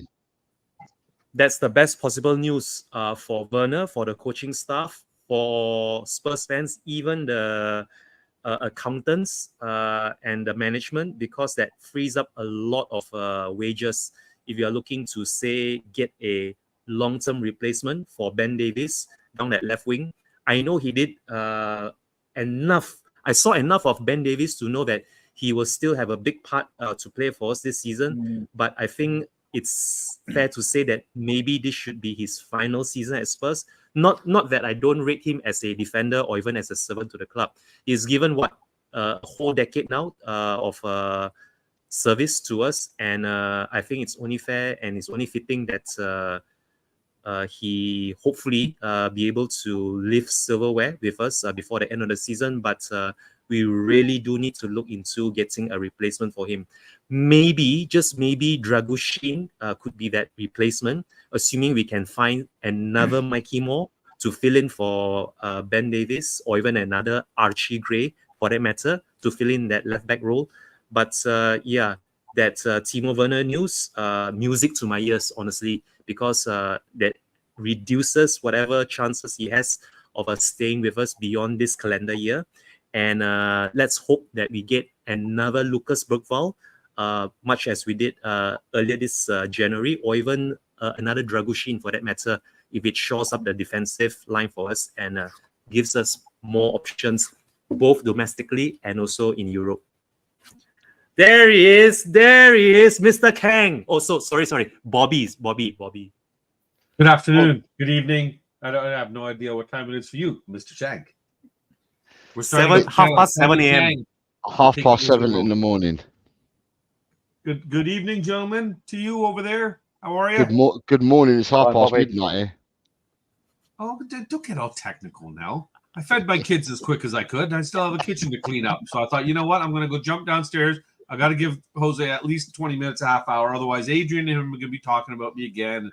We did this show so late. We stay up for this wanker, and he doesn't even come on. So I thought I'd come. I made waffles tonight, so perfect. All right, Dan. First time we've been on with you. Nice to see you, man. Yeah, just set Mark onto you, Bobby. That's all. Just set Mark onto you. Hey, easy now. We don't have to get vicious, guys. We won today. Aren't we supposed to be in a happy mood? Adrian, new robe. Stylish, eh? I've got 4 robes, mate. I've got 4. 2 winter ones, 2 sort of spring autumn ones. You know what I mean? Yeah, 2 last year. He's got 4 now. He's doing well, Adrian. We're rocking the dressing gowns out tonight, aren't we, guys? I've got mine on. Should make the kids useful and have them grab mine. So, Bobby, tell us your take on the game today, mate, because we've already had a take on it. What do you think? Not an overly amazing experience, not the performance that we'd all like to see. But when you make 9 subs and you have players come in that aren't gelled together, that haven't really worked together too much, to get a win on a European night is a win. To me, I just look at the black and white of the situation, and it's another 3 points that we badly needed. Well, we didn't badly need them, but it's nice to have. Took a Richie penalty to get them. I don't care. We got it. I really appreciate what Matters did and the fact that he stepped up as a captain and said, you know what, I'm going to take this one. Nah, I'm just kidding. I'll let you take it. And even at the end of the game, he was interviewed about it, and he was even saying, I knew he was down. I remember how I felt when I came back from injury last year, how it took me a little while to get back into the groove. I felt down, and it was nice to score that first goal. So I want him to get that now, and hopefully it'll give him some confidence, because there's a few players that we still have that are lacking confidence. I know Bergvall was, I don't think he was poor, but I don't think he took advantage of his opportunity. I think that early substitution when he was taken off has kind of put him down in the dumps a little bit. You could see it in his body language and his head being down a little bit. So I hope he gains a bit of confidence, because it'd be nice to see what he can do. Moore was just, but that second half, just something else. It was just how close that kid keeps the ball to him too. It's so wicked how quick his feet are. Having 17 years old. This is the age group I coach. These kids are shit compared to him. Sorry, kids, if any of you are watching, by the way. I do love you.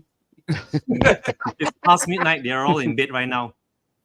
Oh, no, not there. It's 7:30 here. They're here. They're awake, Chang.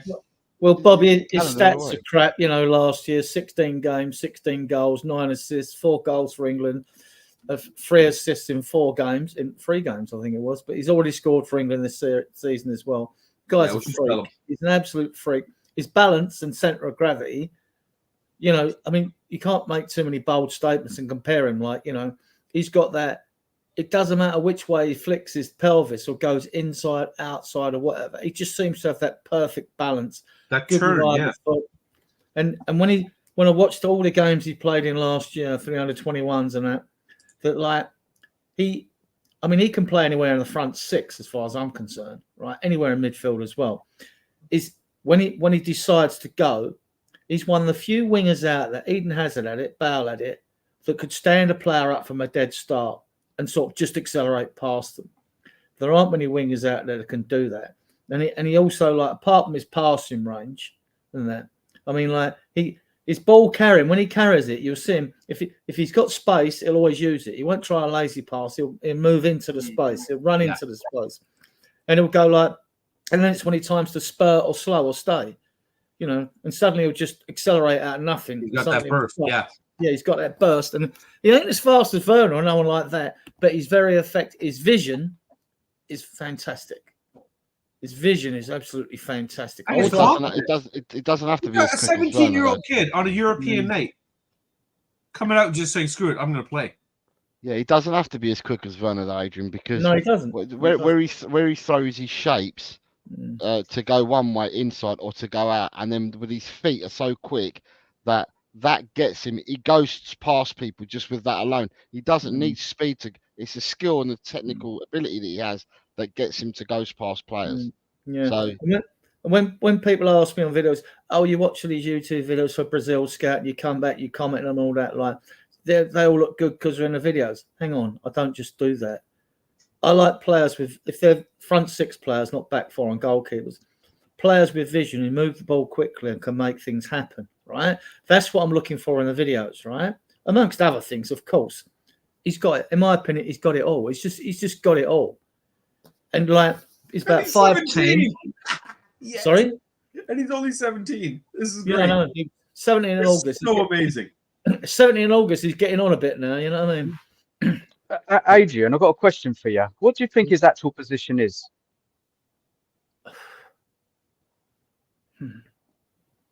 either on the left where he's played in the second half, or he can play. Although he could play in top 6 positions, you're going to play him on the left or right.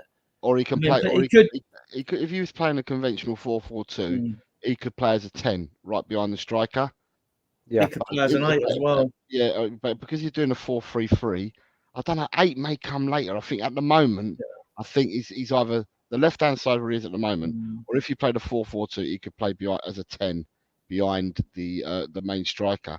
But sorry, just want to catch up. Bob Down Under says, "G'day, Jose and crew. Great win given the players were rested.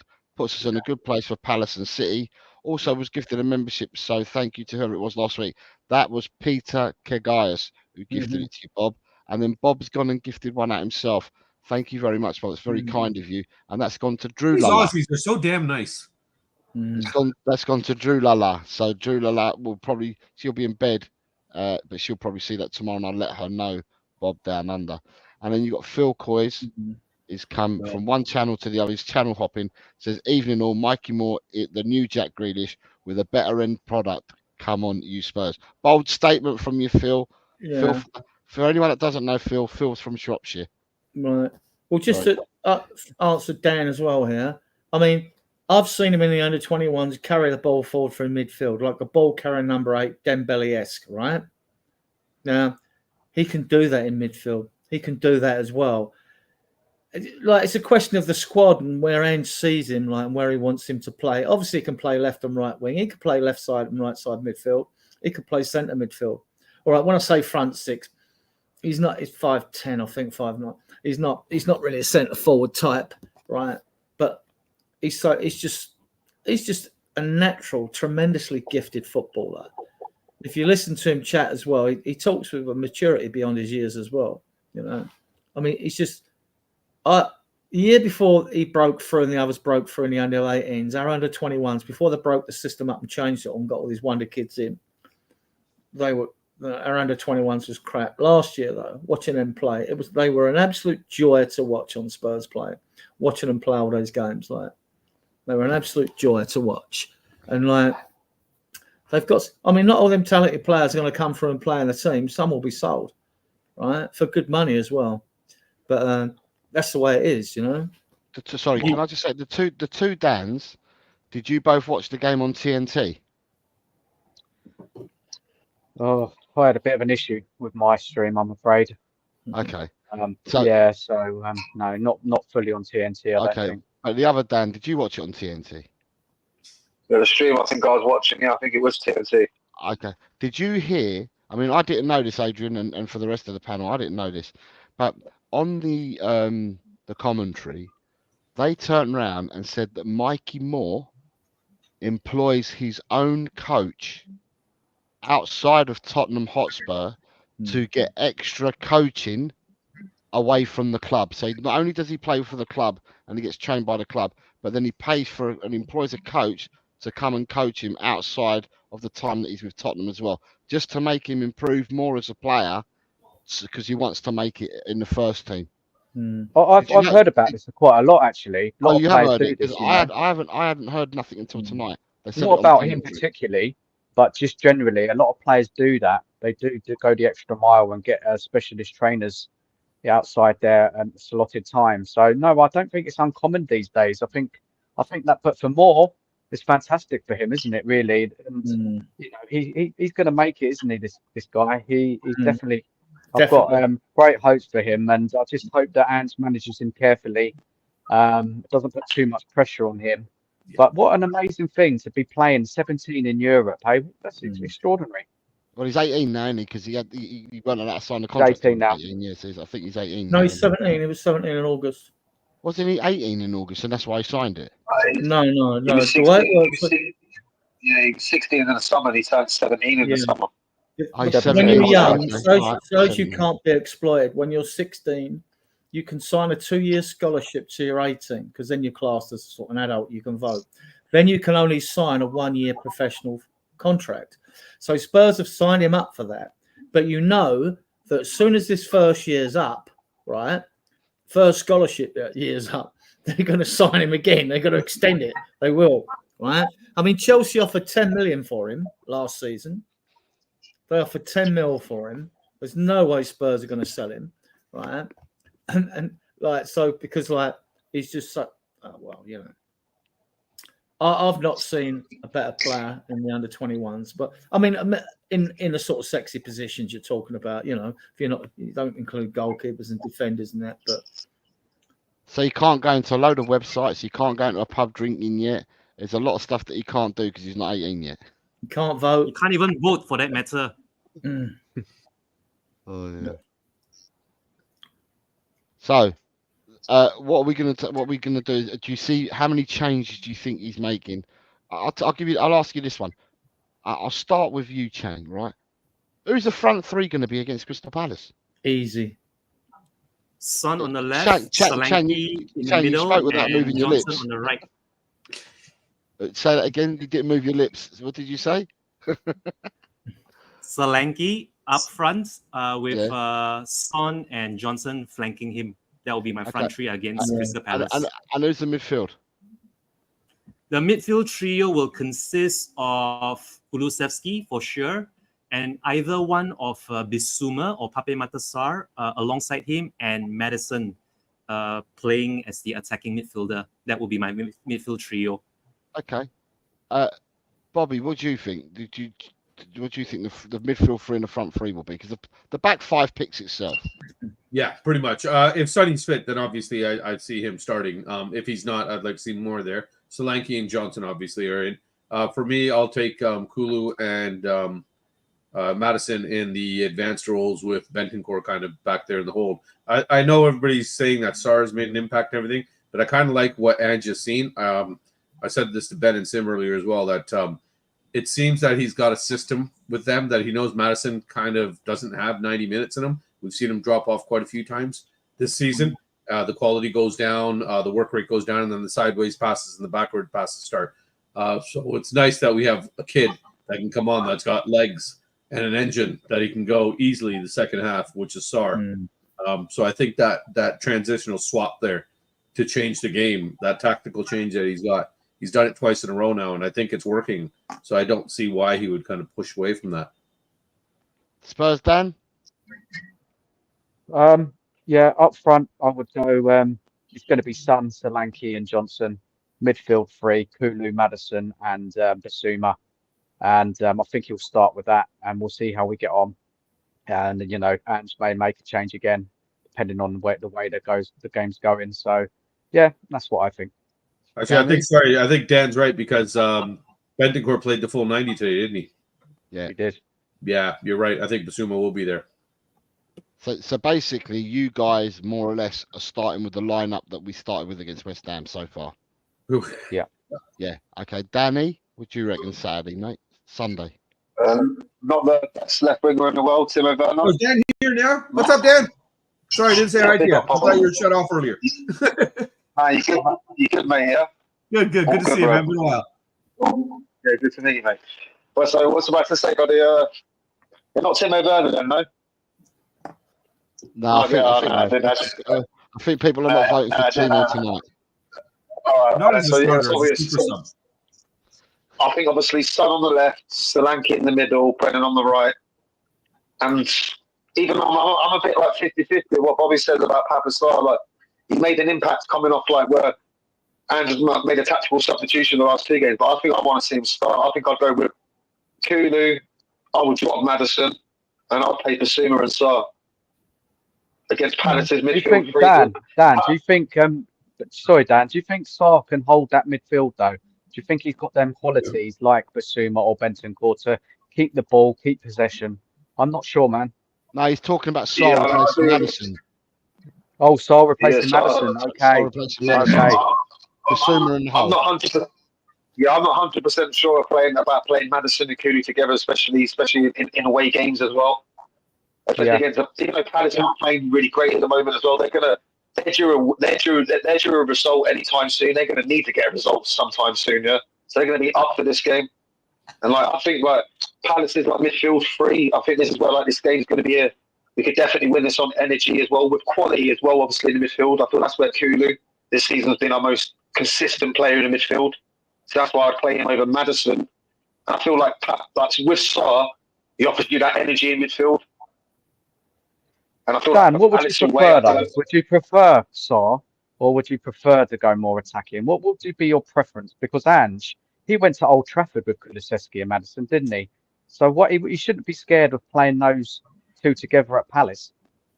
Yeah, but I think sorry, can I just answer that? Dan, I think what's happened is though, when we played Brighton, right, in the second half, even in the first half, towards the end of the first half, but in the second half, the holes in transition appeared in the midfield, right?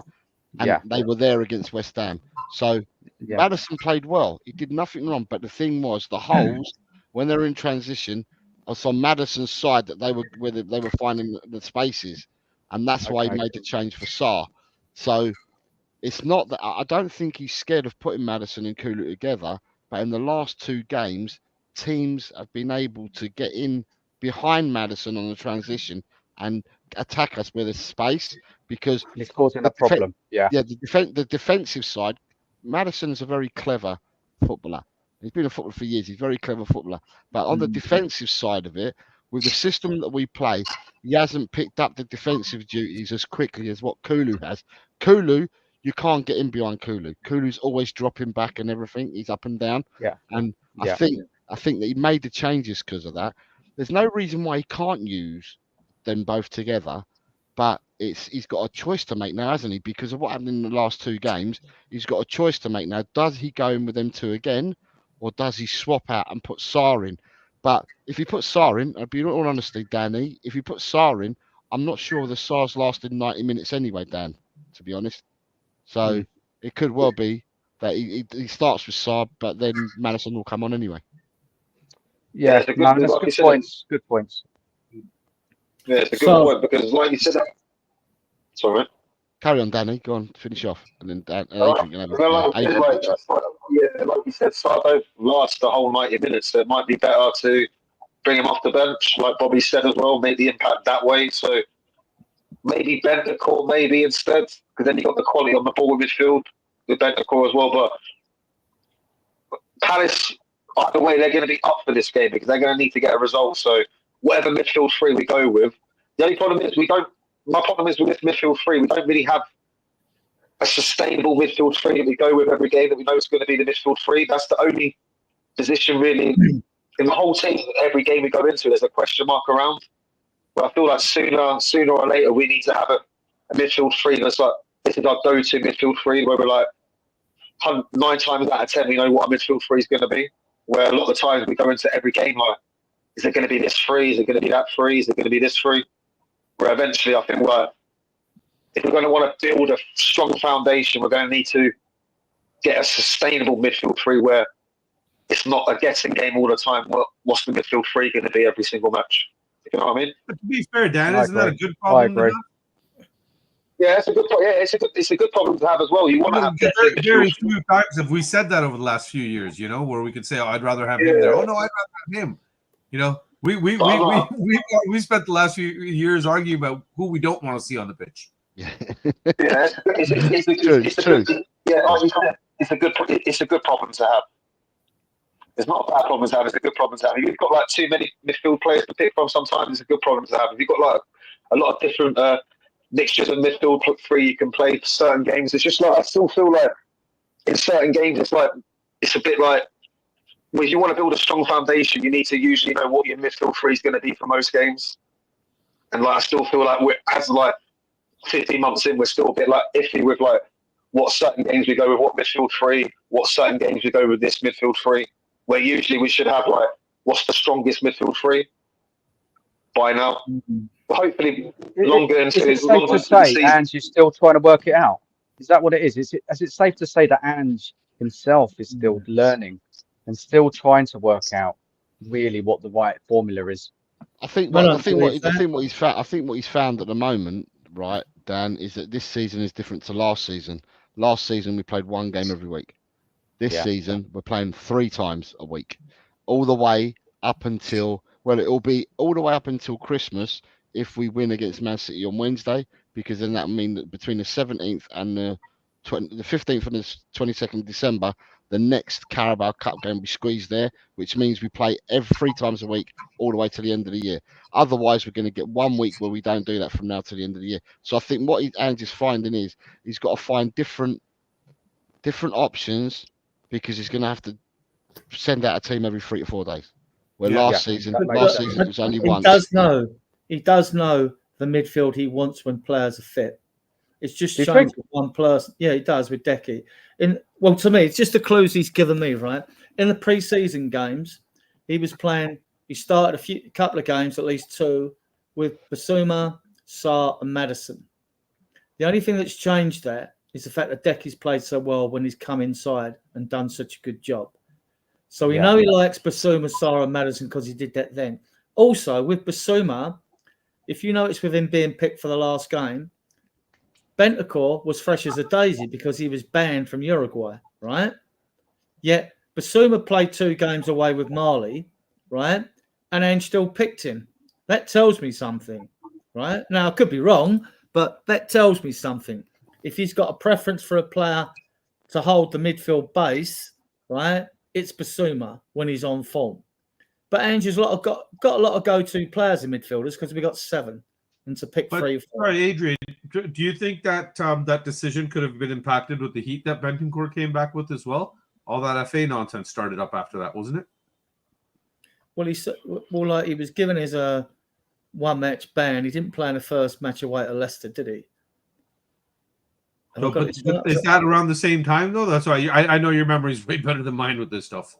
Are you talking about Bentancur, Bobby? Sorry, I'm getting it wrong. Bentancur hasn't received his. It's weird. No, he hasn't got a ban for the whole Sunny thing yet. We get fined the other week against West Ham. Everything. The other thing I was going to bring up, we get fined the other week for what happened against West Ham, but fracas on the pitch, and they still haven't sorted out Bentancur. Yeah, but, right. Let me answer that. Sorry, just you got Bob down. I think he prefers Basuma. Like I say, I'll finish with that. I mean, I picked the same front 3 as the same back 5, but I just think his favoured midfield. If players are in form, obviously he's got a lot of go-tos of Basuma, Decky, and Maddison. And if Maddison form was struggling, he's the first one you hook, Right, Bob Down says, I don't agree that Sarr ain't got 90 minutes in him. I think he's the fittest player at the club. The guy could run for 180 minutes, let alone 90. But Wilson also showed a lot in his cameo. Looks like we have a great backup for Son with Klang, another potential star kid in January. We discussed this earlier, Bob. Phil Coy says, Basuma, Sarr and Kulu for me. Bring Madders on late in the game. More balance for me. He then says, it's a nice option to have with midfielders we have. Bobby, he says you were spotting in your comments earlier that you were talking when you was talking about the lineups. I made sense. You okay, bro? You drinking? And then he says, I think Ange's go-to midfield 3 is Bentancur, Kulu and Madders. And we have Bournemouth Fan TV with us tonight saying, evening all, good win for you tonight. So big up Bournemouth Fan TV for coming on tonight. And then Phil Coyes is saying, what's going on with Bentancur's ban? Right, so with Bentancur's ban, Bentancur about 4 weeks ago, Bentancur had to answer. So you put your appeal in, or you got 14 days to answer. And he had to answer by Thursday. So it's 4 weeks ago yesterday.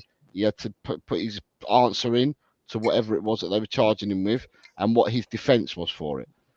Now, there's 2 schools of thoughts, right? And one school of thought is that the reason why we haven't heard anything is that whoever's defending Bentancur has gone and said that they feel that it's because it's out of competition and it wasn't during competition time that the FA are overstepping their mark with what they're charging him and that. So a lot of people are thinking that that's his defence on this. And because of this, the Premiership are weighing up, or what do we do? Do we just let it go now? Or are we going to pursue it? So therefore, with the lawyers.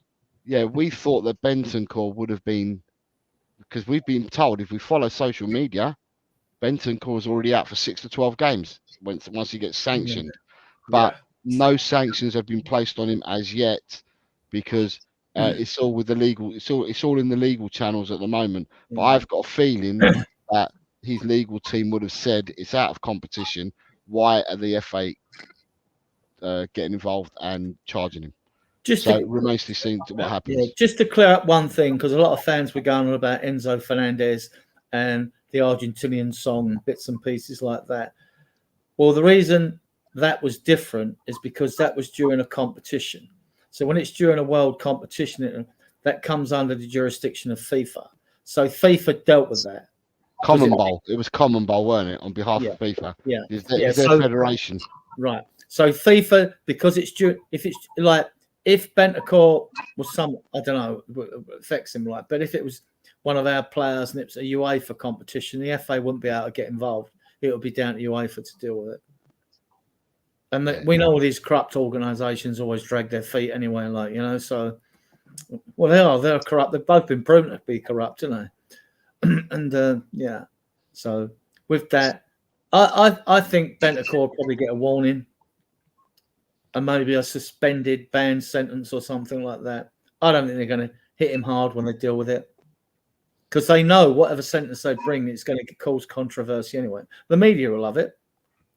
They'll either say it's too light or it wasn't hard enough, you know. And what got let's be fair, guys, what got the FA involved in first place? Because it was a long time after the event happened, right? Social media.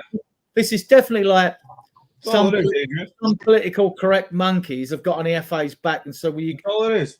deal with this, you can't let this go and all that. This just smells to me. I mean, it wasn't even that much of an incident, you know. I mean, I don't know. Chang, how would Asians targeted by the incident forgave him and has no issue with it? Let's ask Chang. How would Asians out there? I mean, he's out there. How would they have taken like him just saying when it's about shirts? Oh, Asians, they all look the same to me. I mean, we know what the culture's like in South America anyway. They're not like they are in the UK. We're like 30 years ahead of them when it comes to like political correctness, maybe more. You know, how would that be taken in Asia, Chang? Us Asians, we couldn't care less, because honestly, if I were to look at the Korean national squad, apart from Son and maybe one or two other players like a Kim Min-jae or what's the other guy who played for PSG, Lee Kang-in, I think. Defender, Kim Min-jae.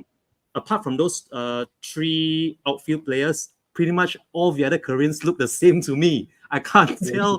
I cannot tell their midfielders and their defenders and their wingers apart from say Kim Min-jae, Son Heung-min, and Lee Kang-in. So honestly, to us Asians, we couldn't care less, because actually the stereotype does apply to us.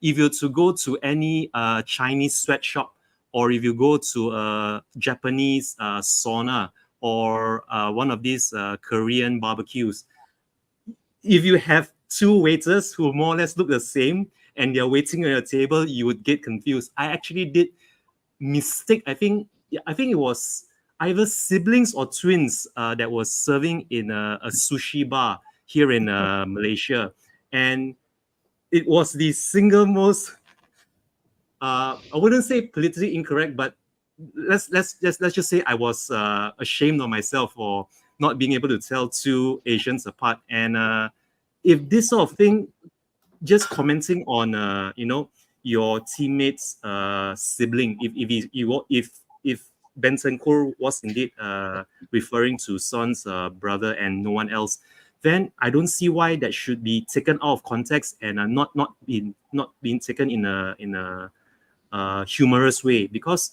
this is just trying to make a case out of nothing, if I can put it very bluntly. There is absolutely nothing here. Even Son himself didn't take issue with it. If, however, I would say this on behalf of the other Asians who take offense or take issue with this, if Son did indeed speak out and speak up against this, then yes, the FA, even the club, may have something to say, but Son himself has no issue with this, so why should other people get caught up in this? I don't get it. I just don't get it. It really baffles me. Chang, I honestly believe it's social media. I honestly believe it's just the heat from that. Even what you just said, and everybody sitting here knows what a wonderful person you are. 90% of the people that have seen you on YouTube know what a great guy you are. But what you just said, somebody could clip and flip the narrative on you and use it against you and make you the bad guy. So it's all perspective and angles, you know what I mean? And people are so good at being the victim. It's politics, isn't it, Bobby K? It's politics. What the hell do I care about what Bentancur said about Asians if none of my Asian friends are coming to me and saying, by the way, your Tottenham player's a jerk? You know what I mean? Like, if it's not an issue to any of my friends, it's not that worldly of an issue. It's come out, here's an Asian friend of ours that's part of the community saying himself that I'm not bothered by it. What's the big deal? It's again, it just comes down to unnecessary nonsense. And I know other Spurs fans have said it before. You guys in England would know a lot more than I do, but it seems that a lot of times certain media outlets have a thing for Tottenham, and it's just like, let's just create kind of nonsense and just try to, things are going well over there. Let's just quickly throw something in there, Well, I just find I have no confidence in UEFA and FIFA. I mean, we've had worse things happen, like with because there are cultures in certain parts of the planet that just haven't caught up with us, in particular in this country. I mean, Eastern European teams being one of the guilty parties, the amount of times they've been sort of busted for making monkey chants at games when black players have gone and played over there. And we know there's like rednecks in America and all that. We know that South America is like, to them, actually that story got brought up by Asian media, because to the South Americans out there, their media and press, they're used to people walking around and saying that, because they're not where we are. Our social values are different here, like, you know what I mean? Good point. Like, they've grown over the years, you know. So don't get me wrong, back in the 70s and 80s, we had programs like Mind Your Language and like It Ain't Half Hot, Mum, and like Love Thy Neighbour. If you looked at them now, you'd cringe. I wouldn't cringe at Alf. Goodness gracious me. Come on, Adrian. I need some representation. No, he was a parody. Alf Garnett was a parody like of just an English bigot. So that was accepted. Everyone loved him. But I mean, like the other some of them programs back in the 70s, you'd cringe looking at them now. But you didn't know nothing any better. I didn't know nothing as a younger person then, because you just accepted it. There was no one to say to you, think about this. Is this right or is this wrong? Or does because you didn't have 100 people around you making an issue out of it and making you think it is something bad. Right? As a young Asian, it's perception and pressure and everybody's opinion and stuff like that. And it's kind of like this media storm that gets started up, right? Sorry, before we go, sorry, Chang, I want to ask, I've been waiting to ask Dan List here to do this. Can you just lean forward for a second, say I'm Batman, please? I'm Batman. Sorry, Chang. It's an outside light. You know, one of those that keeps turning on and off. It's annoying. But but in the film, he's in the dark like that, and he comes, I am Batman. Yeah. He comes out the dark, I'm Batman.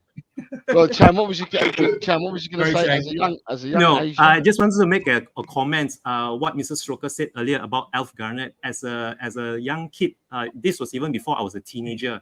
I absolutely laughed my bottom off when Alf Garnett did his Packy Paddy. Packy Paddy by Alf Garnett was absolutely comedy gold for me, and I didn't see anything wrong with it, because it was, yes, it is a very jarring thing to do nowadays in this day and age, especially with social media and everything being so politically correct. But things like trying to stereotype certain racial profiles, or even trying to make something funny when nowadays in the modern times it's not considered all that funny anymore. But this is what I thought was human about us, that we can laugh at things that are generalized or stereotypically attached to certain races or certain demographics or certain nationalities. And the older generation had no issue with it. We actually laughed at each other. We actually took it in good faith that this is all just all fun and games, and we didn't get offended so easily.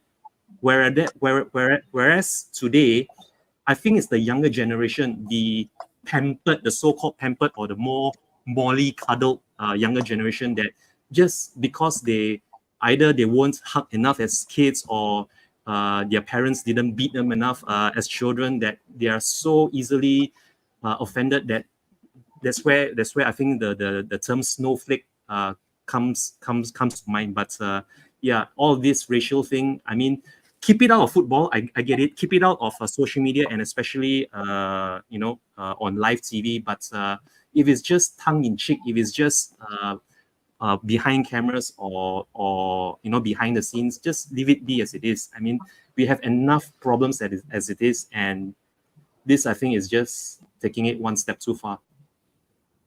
Well, it's like you said, Chang. It's all six of us are sitting here. That we're friends. We get along at a certain level, and if we shut down the show and we were in the back room and one of us told a joke, 5 of us could find it funny and 1 could find it inappropriate, or 4 would find it funny. Yeah, it does seem that some humour now you have to save for the locker room with your mates, because like you can't look over your shoulder when you tell a joke nowadays, Adrian. Yeah, the crap me and Kuva say. I'm surprised we're still alive. Honestly, I don't know how we get away with it. Milton says, in Australia, if you're soft and don't have a sense of humour and can't handle banter, you won't last a week.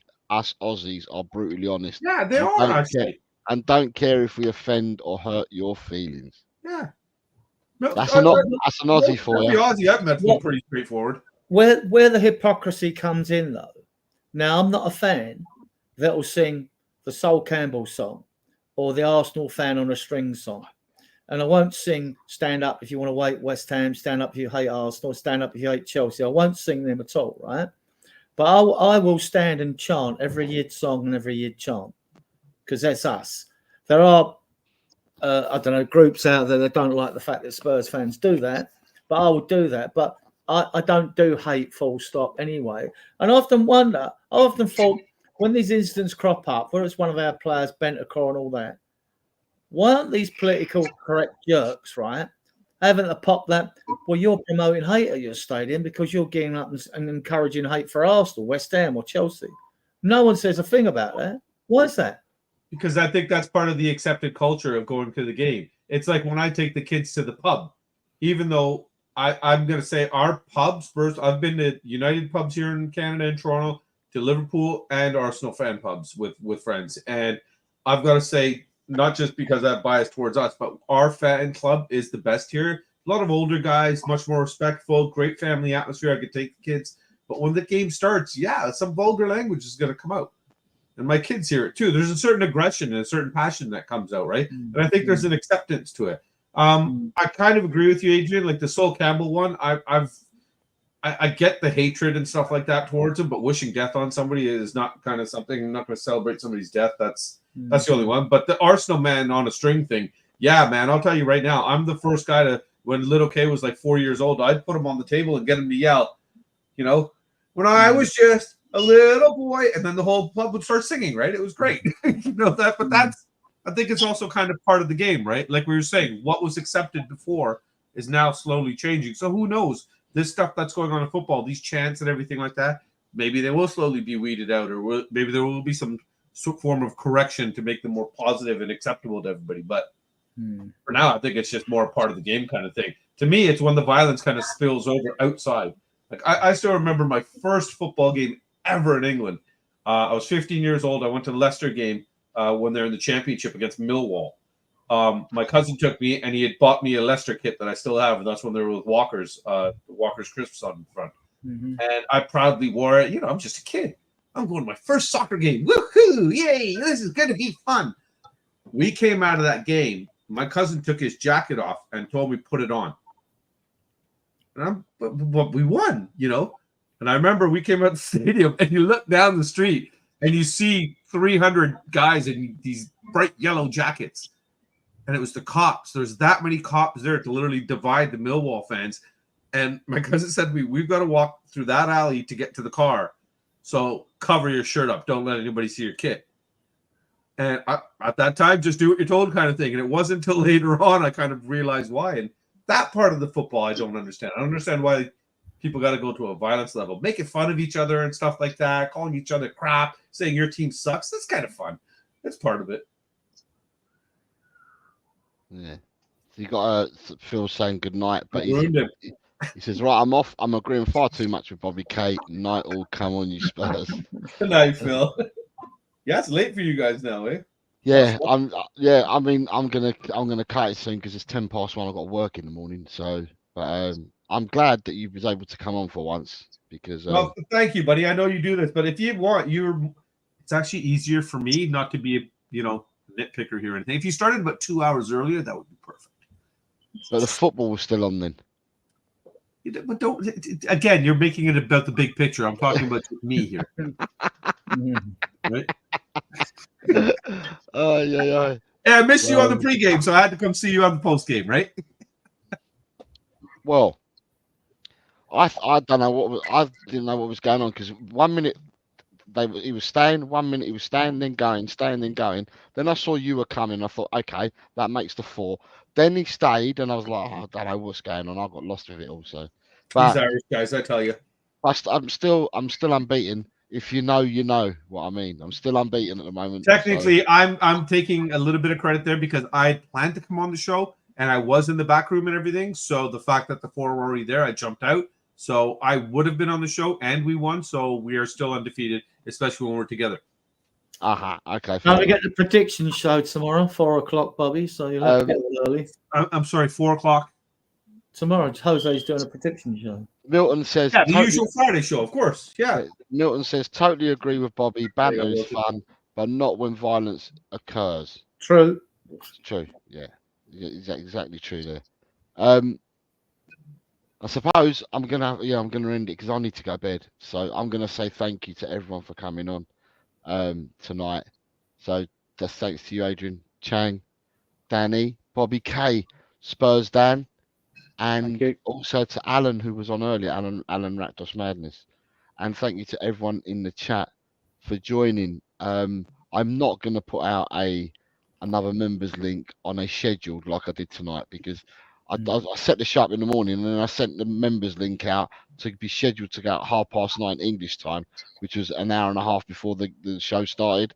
So therefore, I'm not sure whether it caught everyone. But if it didn't, there'll always be next week. I'm not doing the members show on Saturday, hence why I did it tonight. I want to have a weekend off with the family this weekend. So so selfish. I won't yeah. I won't be doing one. Don't worry, Jose. That'll be a perfect time for us to debut our new superhero show. Can we do it on your channel? Do you mind? Do what you like. It's Chang and Kang, Chang and Kang. Here they come, it's Chang and Kang. Yeah, we're gonna dress up like Batman and Robin. I haven't told Chang he's gonna be Robin yet. I'm going to have to find my mask to do the Robin.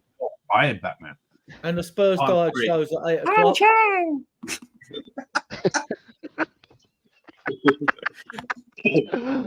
Bring Bobby on and it just descends into carnage, doesn't it?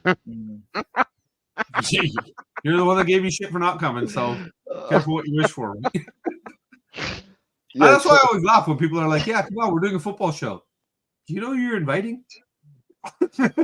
We're inviting the coach, aren't we? Oh, fake. Completely fake, yeah. Yeah, the coach. I coach and I'm the chairman of the board and I coach and my team win the championships and I've told them to do this and I put these rules in and these rules. So yeah, we do know who we're inviting. No, unfortunately my teams don't win. We got too many of these frigging things. Silver. Disgraceful. They've lost 3 finals in a row. There's 2 kids for sale, by the way. They're on Facebook Marketplace right now. Right. Tomorrow night, for those that are still here, tomorrow night, 8 o'clock in the evening. Tonight, 8 o'clock in the evening, in some, as Chan will say, in some 19 hours' time, Adrian on Spurs Diehards, they will have their Friday night show. So please tune in. And you're going out 4 hours earlier? Oh, yeah, sorry. So, yeah, I go out in 15 hours from now. I'm doing the Chang, the clock. 15 hours from now, I will be doing the prediction show for week 9.